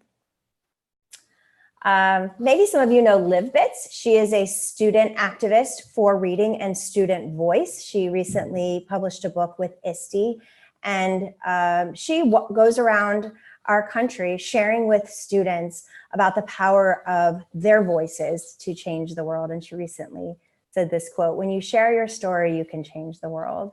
And she's doing that every single day. I love when I see her speak that she also has the step stool there to lift her up and get that voice out. So she's a pretty remarkable human. But it's not just students that are taking their message and amplifying it to thousands and thousands or millions and millions. It's our everyday students that are shaking that world of ours in a gentle way. So this is a young man. I was on a flight recently, and I was flying to a conference in Olathe. And I was walking into the plane, and the plane, it was one of those flights where you get to pick your seat. And I was at the end. I typically somehow end up always being in the last group to board. So I was getting on to board, and I see tons of seats in the back. So I'm heading that way. And then right in the center row, the row number 16, which is my favorite row to sit in. I actually like to sit in 16A because I'm left-handed. So I like to have my arm ready so I can type in that row. But on the other side, I saw 3 empty spots. And I said, well, that's interesting. I wonder why there's an empty space there, but no other seats open until you get to the very back. So as I approach, I start to see this little ball cap popping up by the window. And I thought, oh, it's a little boy. So none of these adults must have felt comfortable sitting by this little boy, but of course I do. So as I see, he's like stepping up out of his seat and he's waving his hand. And the man behind me, I found out later, was his grandpa. So he was saving a seat for his grandpa. I sat in the aisle row. His grandpa sat in the center, and this young man sat by the window. And we flew from Florida to Olathe. So as we were flying, it was a night flight. My presentation was the next day. I'm busy working on my computer, getting my slides ready. And he jumps over his grandpa and starts to take notice of my slides that I'm doing, and recognizes the tools that I'm using to create my slides. And he says, "Oh my goodness, you're flying to Olathe?" And then he says his teacher's name. He goes, "You must know my teacher then," as all little kids do. When they think, if you're a teacher, you know every teacher. So I'm like, "No, I don't know her yet, but hopefully I will meet her." And he was like, "Well, let me show you what I did." So he pulls out his phone and he starts showing me his new invention that he just created in his class. And it was called the folding friend. So you'll see here, the folding friend, if you're like me, folding neatly is very hard. So he's gone through this basically like a design thinking process. He's identified a problem. He is starting to recognize a solution. He's embedding things like QR codes. He has this, which is really a pitch deck, ready to go to share with anyone that will listen. He states his problem clearly and articulately. He has a step-by-step process. So you see he's embedding photos. He creates a logo, and he even has a tagline. So folding isn't fun without a friend. And I loved his invention. I loved his creativity. But the thing that stuck with me the most was that this teacher inspired him so much to believe in himself, to be fired up about learning, that he now was jumping across his grandpa on a flight back home to share with a teacher that he's never met about what he had created. And of course, his grandpa had huge eyes the entire time, like, "What is my grandson doing? I had no idea you had these skills." So these competencies and skills that he felt such confidence in to be able to share with me. So how might we as teachers do that? So I have an activity that I'd love to share with anyone that's on. So today we're using a tool, in addition to Zoom, we're using a tool called Nearpod. So hopefully you have had some exposure to Nearpod in the past, and we're gonna do something called Collaborate. So what I'd like you to do is go to nearpod.com, and I'm going to give you a 5-character code that you're going to put in. And what this will allow us to do is all of our ideas, no matter where we're at in this world, we're going to be able to share our ideas on this idea board. And when you get there, and I'll be able to see here, I'm on the teacher view. So if people join in right now, we're at 0. When you get there, you're going to put in the code TBOUL. Okay? So I'll give you a second to do that. So you're going to go to nearpod.com, and you're going to put in the 5-character code, which is not case sensitive, TBOUL.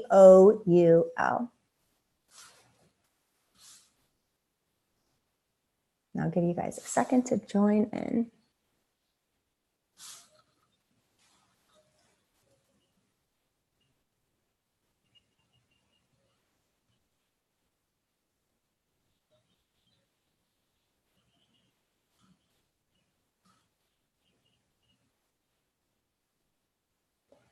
Mary Alice, if you're listening in, if you think that we'll have more people joining the recording, then I see one person. Yeah, I can. I've just unmuted myself. Okay, great. I'm busy. I wanted to make sure that we tweet this out as well.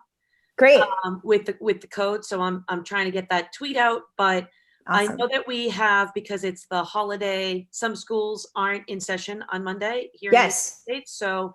But I do know just from Twitter that we do have educators joining us. Okay. So I hope that, oh, good. Okay, we've got. Hi, Henry. Henry's okay. So Henry. Awesome. I'm hoping that Mary Jalen joins, because I see that she's in from Scotland.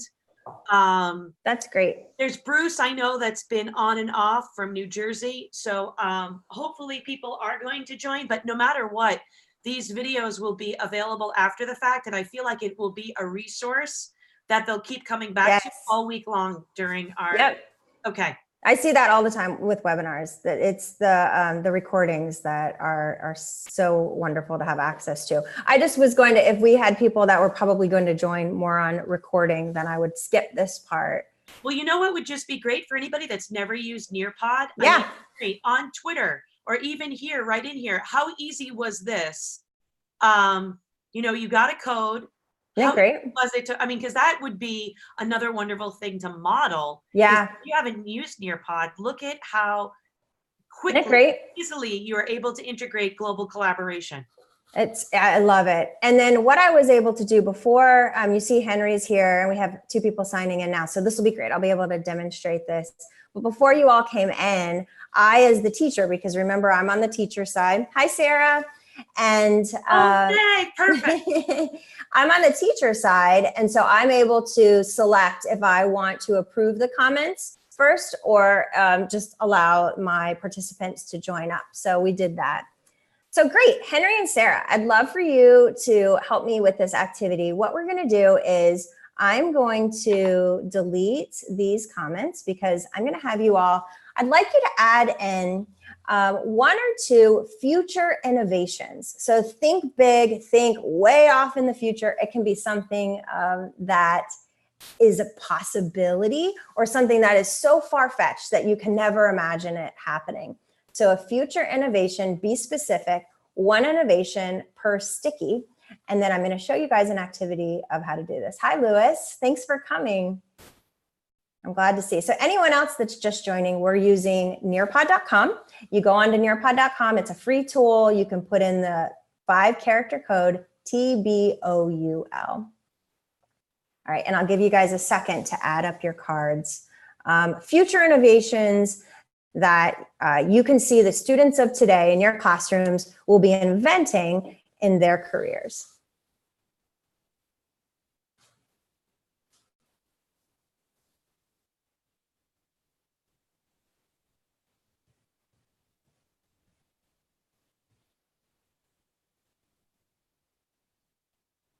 I have to add, this is my first time seeing this like on a virtual session. I've seen Really? Nearpod, like you're at the conference, but this is like right now, this is Isn't it fun? It's so fun. So we have a couple ideas coming up. So we have personalized global connections for each student, paint on cars that will power the car with clean solar energy. Hi, Mary. So Mary, I'm glad you're here. If you want to add in, we're putting in ideas on our message board here. Future innovations that you would imagine your students in your classroom today will invent or be a part of creating in their future jobs. We have a couple that are already up there. Lewis, adding transporters that allow you to go from place to place. Okay, so now that we have a couple ideas up, what I'd like you to do is we're going to do something called dot voting. Now, dot voting will allow you as a teacher, you can do this digitally with tools like Nearpod or Padlet. Stickies.io is another one I love. You can do it also offline in an analog way, have ideas up around your room on the walls, and then give students either sticky dots or they can use their pens and just use a circle dot. That's a more cost-effective way of doing it. And this way, every student has an opportunity to contribute his or her ideas, much like what we're seeing here. So it doesn't matter where we're at on the planet, everyone has an opportunity to participate. Okay, so what we're gonna do is we have 3 ideas on the board right now for our future innovation. Everyone has 1 vote. What I'd like you to do to submit your vote is click on the heart. You can select your own idea, you can select the idea of another, and then we're going to put those in order. So this is basically a crowdsourced vote. So go ahead, put your votes in, and we have paint on cars that will power the car, transporters that will take us from one place to another, or personalized global connections for each and every student. All right. I'm going to go ahead and make my vote too. So we have our votes, and with Nearpod, what I'm able to do up in this right-hand corner is I can order these ideas either by student name, so alphabetical, Right now they're in chronological order, and we're gonna move them. You're gonna see your screen and mine move. So now the ideas are in order by likes. So you see this idea about the paint on the cars goes to the front, and ideas that would come in will continue to add. So we're gonna stick with this one, paint on cars that will power the car with clean solar energy. All right, don't forget our idea, our future innovation. We're gonna move to another screen. So now we've taken our crowdsourced idea, and I'd like you to think about future jobs associated with this innovation and start to put those sticky notes, just like you did on the first one, onto this board. So what are some of those future jobs associated with inventing this car that has paint that will power the car through solar energy?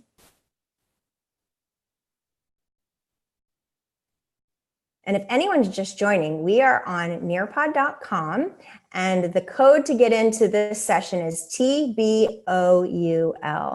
We'd love to have you join in, and we're putting up ideas around future jobs associated with inventing paint that will go on cars and power the car with solar energy, which is quite innovative.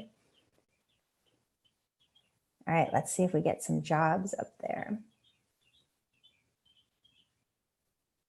We're gonna need researchers. We're gonna need chemists.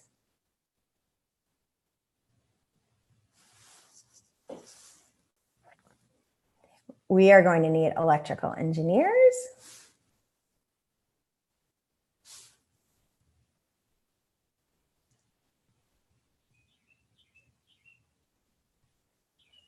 All right. So we're going to go ahead and do the same thing. So select one, you have one vote, and I'm going to give you a moment to pick one of these jobs associated with our innovation that we're going to explore out a little bit more.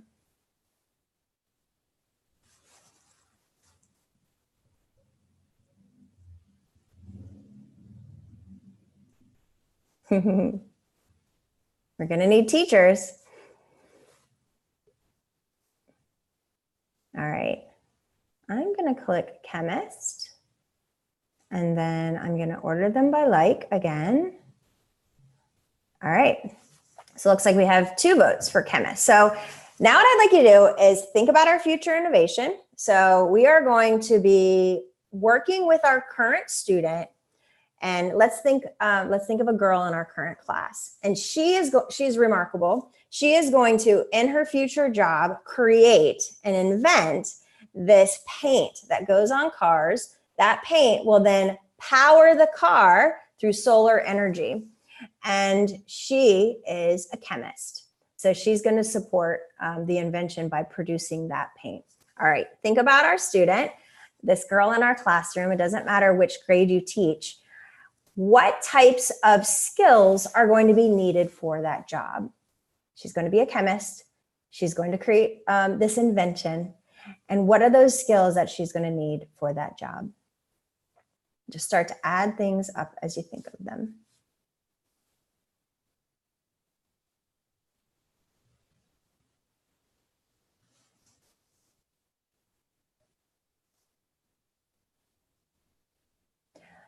So and I know since we're in a webinar and we're kind of cruising through this activity, what students can also do, you can see there, it's almost like a tweet. They can share their thoughts and ideas. They can also add images. So I've done this many times with students, and they can add their images. You can put Nearpod into an asynchronous mode, so they can do it like as part of center work. So we have some ideas that are popping up. So our student that's going to be creating this invention in her career as a chemist, she's going to definitely need problem-solving skills. She's going to need to have a curious mind. I love that. And a collaborative mindset. So I'm going to take us to our final board, and you can see how you can use dot voting and screens like this. And there's so many tools that you can use to move students' ideas from one question all the way to the point of implementation. So getting us to where we are today. So our conversation here on digital citizenship. So If you think about our student, she is going to be a chemist and she's going to invent this special paint that will power a car with solar energy. We know some of the skills that she's going to need. Think about our jobs as teachers teaching her today. What are some of the digital citizenship skills she is going to need for that job that we have a responsibility to work on in our classrooms with her today? So start to add some of those up. And I know that a lot of these are going to be addressed in the sessions over the week at the DigCit Summit. So Henry sharing communication. So communication is going to be key. And you think about this field of chemistry, which is really a science, but it's going to be so critical for our student to be able to share her ideas effectively and efficiently. So how will she synthesize thought? How will she use graphics to express those ideas? How will she get perspectives of others and incorporate that into her invention? She will need to have advertising and marketing abilities to share those ideas. In our world of very noisy startups, there's a lot happening. So you need to have the abilities and the competencies to make sure your ideas stand out above the rest. If you're in marketing or even if you're in chemistry. Social media etiquette. So she might, since she is a chemist and she is building something around solar energy, that might be a controversial topic at the time, you never know. So she's going to be able to need to stay composed and have social media etiquette, as Mary points out. All right, I'm sure if we stayed on for a little longer on this board that we'd come up with many, many ideas, but I'm going to cruise us to the next slide and get into some of these ideas. So thank you to all of you who joined for that virtual activity. I appreciate your ideas and sharing. So I want to share a couple stories with you about some global educators and students that I've worked with that I feel really exemplify digital citizenship and global competence and global collaboration. So this first story is about an educator that I have never met. So many people that we work with, I have had the great pleasure of meeting Mary Alice and Eileen, but many other people and Henry on this call and in the session, I haven't met, but I feel like we're friends and you all are one tweet or one DM away. So Melissa had sent me a message. We've never met. We've spent time together on Twitter. And one day in December, I think it was on a Saturday, she sent me a DM kind of out of the blue and said, "Hi, Jennifer, I have an idea about a project and I need some support. I wanted to connect with you and ask how I could do it globally. Also, my family lives in Florida, personal connections, really important, even though we're in a digital environment. I was born there too." So, you know, as teachers, we're always up to the challenge when someone needs our help. And so I respond right away, "Melissa, yes, of course, anything." So I'm there to help. My students are collaborating with the Civil Rights Museum in Memphis to do a peaceful demonstration march, never done before. I want kids around the globe to make peaceful signs to address the peace SDG. However, I need a partner, maybe you, if interested in how to do it using tech. What do you think? So I was in. That night, so you have Melissa here who's working in her local community with the museum and her classroom of elementary students to do a peaceful demonstration march for what would be Martin Luther King's 90th birthday. And what so many teachers that do incredible things within their classroom, they're like, "I'm doing great things, but who would even want to participate in this? Who would even think that it's something for them to do to join?" And Melissa said, "No, I want others to have this type of opportunity, even if they're not in the area." So that night I went home and Melissa really guided this project. I was just kind of on the back end, adding things in. I used Adobe Spark, which you haven't used Adobe Spark. It's wonderful, a free resource, and it allows you to create one-page websites, video, graphics. So we made a one-page website. She gave me the quotes that she wanted to add, the messages. She picked a day in February to have a World Peace March. We talked a little bit about her work, showcased the National Civil Rights Museums. So you see, we're starting to make all of these connections really with something that just came from a DM message, a direct message. We put sign up on a Google form, super simple. And then you can see here, this is Michael Dunley's class in New Jersey. So students from around the world started to join in. We offered them books that they could read. They could create paper, craft signs, or they could create digital signs. And so students were using Spark, they were using Canva, Google Slides to create those. And then they added them up to, you can see Melissa's students there with their beautiful signs that they were sharing out on Twitter. People from everywhere. I think we had about 35 to 45 classrooms participate from around the world, and they were sharing their signs up and collaborating. So on that Saturday morning I think it was at the end of February. So it was on Martin Luther King Day. And Melissa sent me a text message and she was like, get ready. My students are getting ready to do their march. So you see them here in their beautiful clothing. They're so proud of their signs. These are young students. They are leading this effort to make a difference and be the change. And so having adults that are there, other students that are joining, make their signs. And then you can see them here. I'll play this for you. Turn the sound on.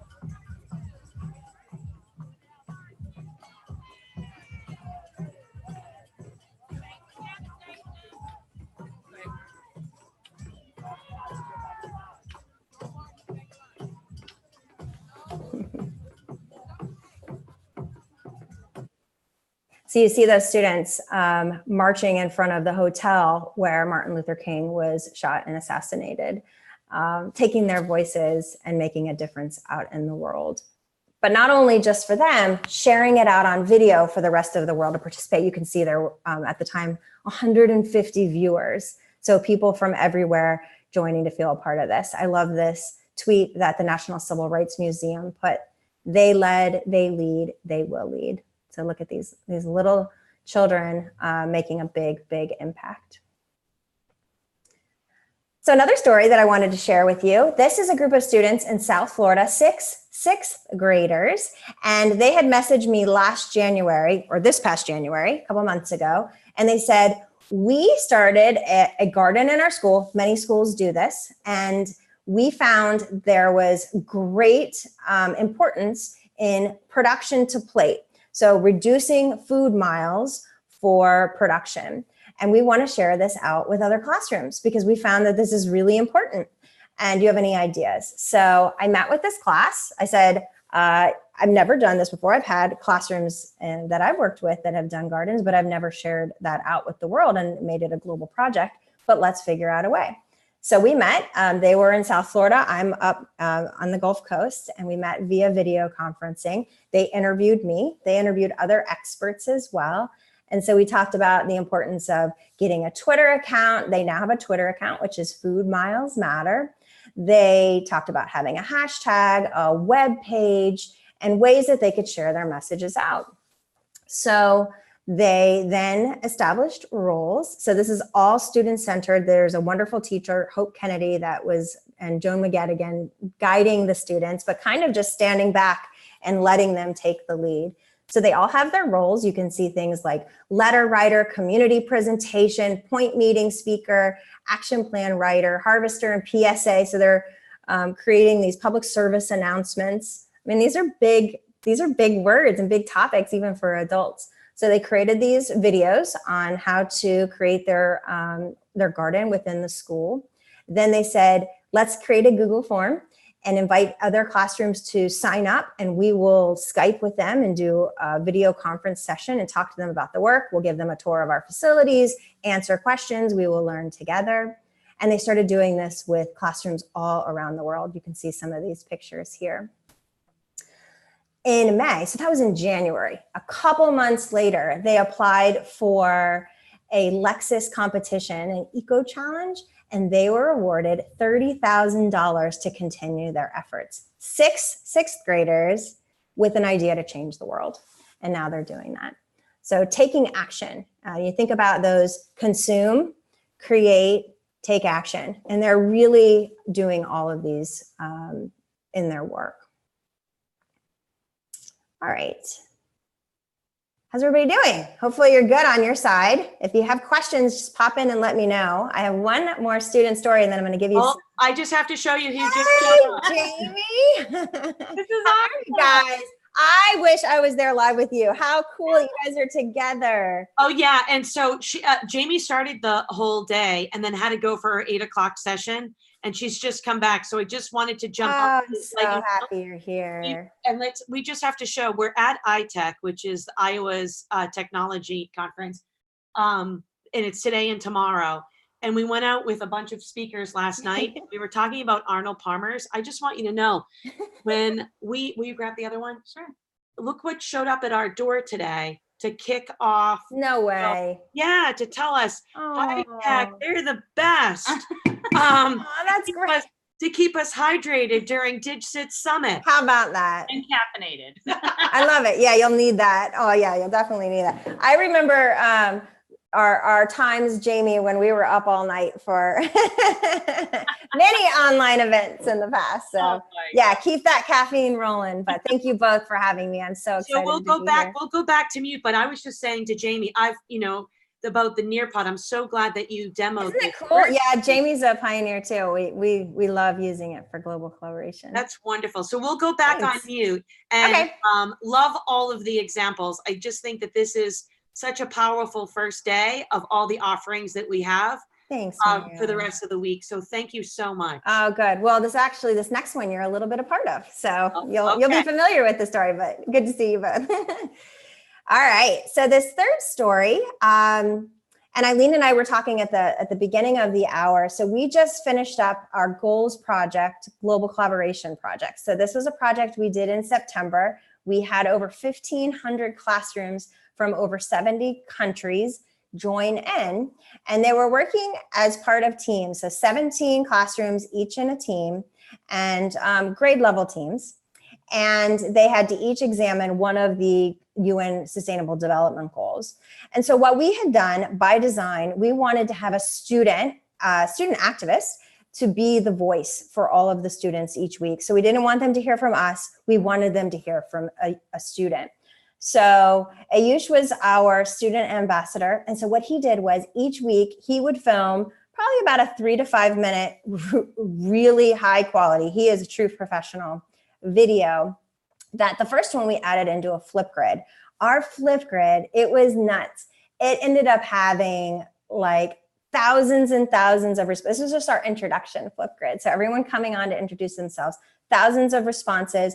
Our Flipgrid ended up being, I think there's over 1 million Flipgrids in the top 500 ever. There was just such engagement. So we had students that were coming on, and I would get messages from teachers like, my student made a wrong decision and we need to remove that video. But those are all wonderful learning opportunities.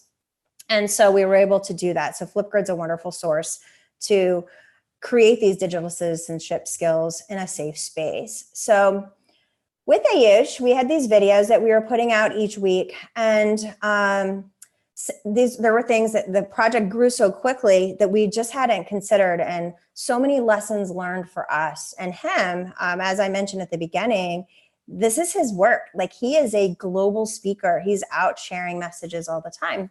And so we had one classroom that messaged us, a classroom with students who are deaf, and the teacher said, thank you for including us, because we wanted any student anywhere to be able to participate. So we had students age 3 up through university, any student anywhere. And she said, so participation wasn't enough. We of course said, everyone welcome. We needed to do more. And she said, my students, we love watching the videos each week, but they're not able to access the information. Would there be any way for him to add in subtitles? Which then triggered in my mind, well, of course we should have subtitles. And then I had other students that English wasn't their native language. They were watching the videos. So it was an issue for them too. So me sending a quick message over to Ayush, and he was like, I hadn't thought about that. That's just a quick button for me to turn on YouTube. I will make that change tonight. We will get those videos up. So I think this lesson for us was participation is the beginning, but we need to make sure all of our students have access. And when we are students or teachers of the students where we don't feel we have appropriate access, we need to speak up.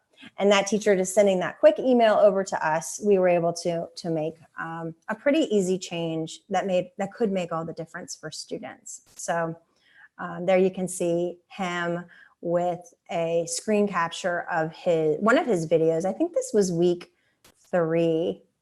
So he's such a positive force. All right, let's see. Great, we have about 15 minutes left. So now I want to share with you some ideas that you can take action on with your students right away. So some tools and projects and some student examples that have really inspired me. So when we think about digital citizenship, I had mentioned I really look to the ISTE standards for both with teachers and students on digital citizenship. I also really like this definition put out by the International Literacy Association, which really they're the experts in literacy specifically. So digital literacy, of course, is a literacy. This they put out. So this first part they have here talking about multiple modes. So multimodality, thinking about moving images, still images, sounds, gestures, performances. And this last part really gets me thinking, especially the end of the statement. So being digitally literate requires readers and writers to examine how the text they consume, produce, and distribute online, this is where I kind of pay attention every time, advocate for certain views while silencing other ideas. So it really shows you the power we have in the messages that we consume, produce, and distribute. The ones that we are doing, that means there's ones that we aren't doing. So we need to be conscious in those decision-making processes as we go. Really relating here to storytelling. So as we have students that are taking action on their ideas, a lot of this, when we talk about digital spaces and digital environments, comes in the form of storytelling. So I'm going to share a couple with you today, some multimodal options that I recommend based on what I'm seeing out in classrooms around our world. So we're going to talk about video, photo, coding stories, and AR stories. And I know there's a lot of sessions that go into each of these more specifically over the week. So I'm kind of just going to touch into each of them. This first one you can see here, an Adobe Spark video that an elementary educator, Andrew Oralovo in California, created with his students. You can see they're using text, images, video, and voice to bring together ideas. This idea is from Kristen Harrington. She's an educator in Florida that was working with an elementary class, and they were creating stop motion videos. So you can see here, they worked in teams, so in pairs of students. So these 2 boys wrote their story. Then they used storyboarding. So though this is a digital activity, you see here that they're offline for the beginning part of it. You can also do storyboarding. Canva has a really cool storyboarding feature now too. So since her students were younger, she was having them do storyboarding with paper and crayons. So you see here, they took their story that they had written, they storyboarded it out with images and synthesized ideas. Each scene represented, they drew the character, they 3D printed the characters, they created backgrounds, and then they filmed it with stop motion video. So I wanted to point out, if you're interested in using video, 2 resources that I love. The first one is called Empatico. Probably a lot of you have seen Empatico. It is an organization that's working to spark empathy in our world. And they do that through video collaboration, incorporating so many digital citizenship skills. And they're getting ready to celebrate World Kindness Day. So if you're interested in joining to learn more about World Kindness Day, you can check them out on their website. So the counterpart that I always recommend, since Empatico is for elementary students, a great resource that I love for middle school and high school students is called Rock Your World. And this is a free online curriculum that supports students to take action through creating an advocacy campaign. And if you look at their curriculum, it's all through human rights. So they're creating an advocacy campaign. There's lessons on how to get to the point of creating a campaign. And they do it all online through writing, film, or song. And then after the students have created their digital artifacts, they then are able to post them back to Rock Your World and get feedback from their peers. So really remarkable. Both Rock Your World and Empatico are two of my favorite organizations that are supporting students to take action and build digital literacy skills. All right, the next one after video is photo. So you see here, this is a photo that a student in Canada took, Mary Gold. And this is a photo of a new visitor, a new community member. This is a neighbor and his son, and he was a refugee from Jordan. So what she had known about refugees, what she saw on media and on the news, now she was having a real life experience with a refugee living in her neighborhood. So she captured this photo. He had created a greenhouse with recycled materials that were thrown in the garbage in the neighborhood. And this was part of a project offered by the Global Oneness Project. So you can go to Global Oneness Project, and this project is all around the Earthrise photo. And so students can go in, this is all free. They can create, they can review all of this information. There's great resources, prompts and questions, and free lessons for the classroom. You can do a gallery walk talking about social media. There's a hashtag, and it's a competition. So that's put out by Global Oneness Project for photo. So two more. This next one is coding stories. So this was a classroom, Amber McCormick's classroom, and she had given her students an assignment to research a African-American scientist. And this student did research on Mae Jemison, the astronaut, and wrote a coding story about Dr. Jemison. So you can see here using Bloxels to create that story and then share it out with classmates. This class creating coding stories with Scratch, you can also, or Scratch Junior, there's also Scratch. This is on climate. And this was, I think, a first grade classroom in Chicago with Billy Spicer. So you think about digital citizenship skills, there's so many that are built right into those, but how do we take that then to that next level of sharing those stories out? And I talk about that we really need to ensure that we are prioritizing feedback. So feedback can be an incredibly powerful opportunity for growth with students. So, I mean, this could be a several week-long lesson in itself. So when you're requesting feedback, it's important to be intentional in thinking of who do you ask? How do you ask? How do you record that feedback? How do you develop and grow from the feedback that you received? And then always at the end, how do you offer appreciation to the people that have taken time to give you feedback and review your ideas? So requesting feedback being an important part of our digital citizenship learning. And then the last one, Jamie had popped on, AR, VR, which Jamie has taught me so much about.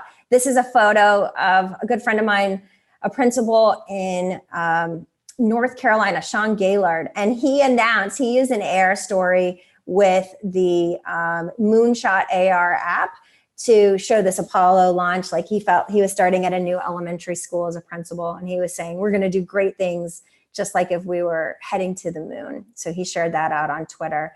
And this, Jamie turned me on to 3D Bear, a wonderful app that you can use.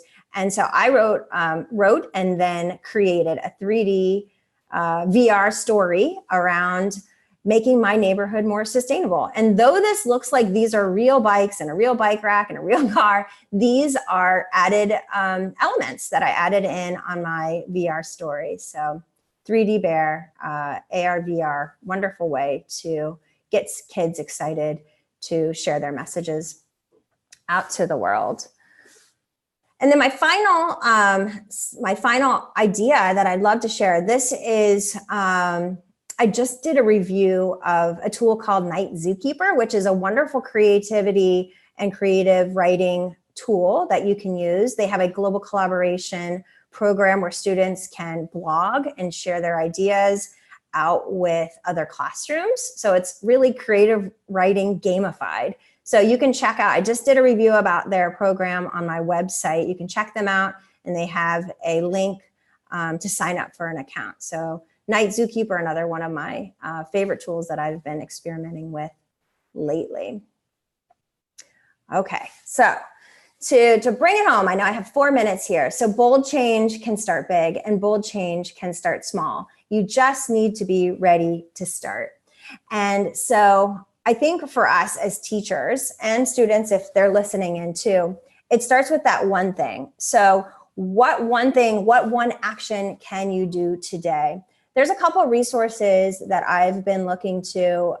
This first one is an organization called ENOW that's working for clean energy. And so right now they have a challenge to race to change the way you move.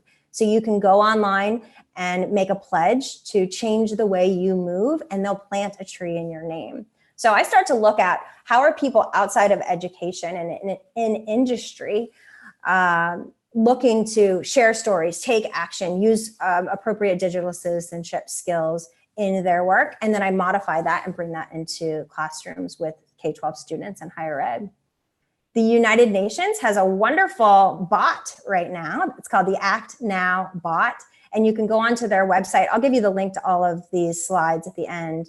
And you can take small actions, things that your students can do, like take shorter showers, ride your bike, turn off the lights, eat a meat-free meal, things that you do, and then they add up. So you can see here, at the time when I took the screen capture, there was over 243,000 small actions that had been taken. The Universal Declaration of Human Rights. So you can have your students look at this Universal Declaration. They can also go on the website. Eleanor Roosevelt reads the Declaration of Human Rights. There's a hashtag called Rights Out Loud. So just kind of giving you some ideas depending on what your areas of interest are professionally and personally. And of course, you can always look to local, national, and international museums. And they already have a lot of these resources. Sometimes we forget these resources are out there. We just need to be able to access them. And so those are some of the museums that I recommend. All right, so to finish up, my book, Teach Boldly, that talks about a lot of these ideas and shares on more of the stories from the classrooms that embody students that are taking action, making a difference in the world, and using really strong digital citizenship skills in the process, comes out in just a couple weeks. It's available for free pre-order through ISTE. And I'd love to hear from you always. So I'm quite active on Twitter. You can find me there, Jen Williams EDU. That's also my Instagram name. My website's there, and I'd love to hear from you. And again, I'm like right at time. I did pretty good. Thank you to Jamie and Mary Alice and the entire team at the Digital Citizenship Institute for having me and for having this week. It's so important, and I just feel so happy to be here. Jen, I'm just jumping in right now, and I'm just looking at these resources and I'm thinking, we just had Wakelet on and how we can get that into that Wakelet collection, because, this is just the start of conversation this week, but like what you already brought it up, how we take that, conversation and make it into action. Yes. Actionable piece. Yeah. So I don't know if you heard during that session, we were talking about digcitcommit.org and the 5 new competencies. Which are how to be inclusive, how to be informed, how to be engaged, how to be balanced, and how to be alert, right? So that's the new definition of digital citizenship. And, I love that. They have announced a DigCit commit student challenge and contest. Okay. Is open now until December the 1st. And then I want you to save the date for February 11th and 12th. DigCit Commit is hosting a virtual Congress. Ooh. And at that virtual Congress on the 11th and 12th, winners of this DigCit Commit student challenge are going to be announced, and winners are actually going to be invited to present at ISTE.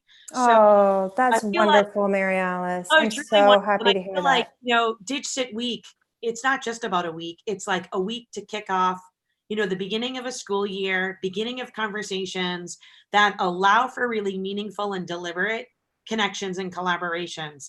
And what you just shared with so many different students and educators for your examples, and you told it through a story, I feel like it will just inspire other classrooms, whether they're connected or not connected, to say, I'm ready to take that leap of faith, to not just talk at students, but to be willing to learn alongside them. And whether that's your students, whether that's your own children, or it's your colleagues. I mean, that's what this week, and certainly our online event, is all about, is just a willingness. This isn't anything about being tech savvy. Right, not at all. It's about a willingness to learn together. And I've always wanted to do something with you. This is like the beginning. I feel like I'm going to age myself with with my reference about the movie Casablanca. This is the beginning of a wonderful friendship and relationship. But I loved all the examples that you shared, and all of our panelists today really, for our first day of events. I know we're going to continue sharing DigCit impact stories throughout the day. We're using the hashtag DigCit Summit throughout the entire week. If we can add in other hashtags, we will, but definitely DigCit Summit, so we can be inclusive and include as many voices as possible. But love that you shared the story too about the closed captions, because that is near and dear to my heart. And then tonight at 7 p.m., Sarah Thomas and the EduMatch community, we've partnered with them.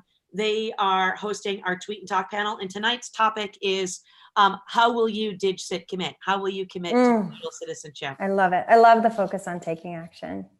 You guys are you're just really doing remarkable things. And on that note, with AUH, with the closed captioning, you were my lifeline on the other end, because I was like sending you a DM like, Mary Alice, I need you. I need your expertise. And you were right there ready to help. So well, it's just wonderful. And I'm looking forward to an entire week of just great conversations. Thank you for really kicking us off this first day. Thank you. And so we'll be seeing you online this week. Jamie, you want to jump?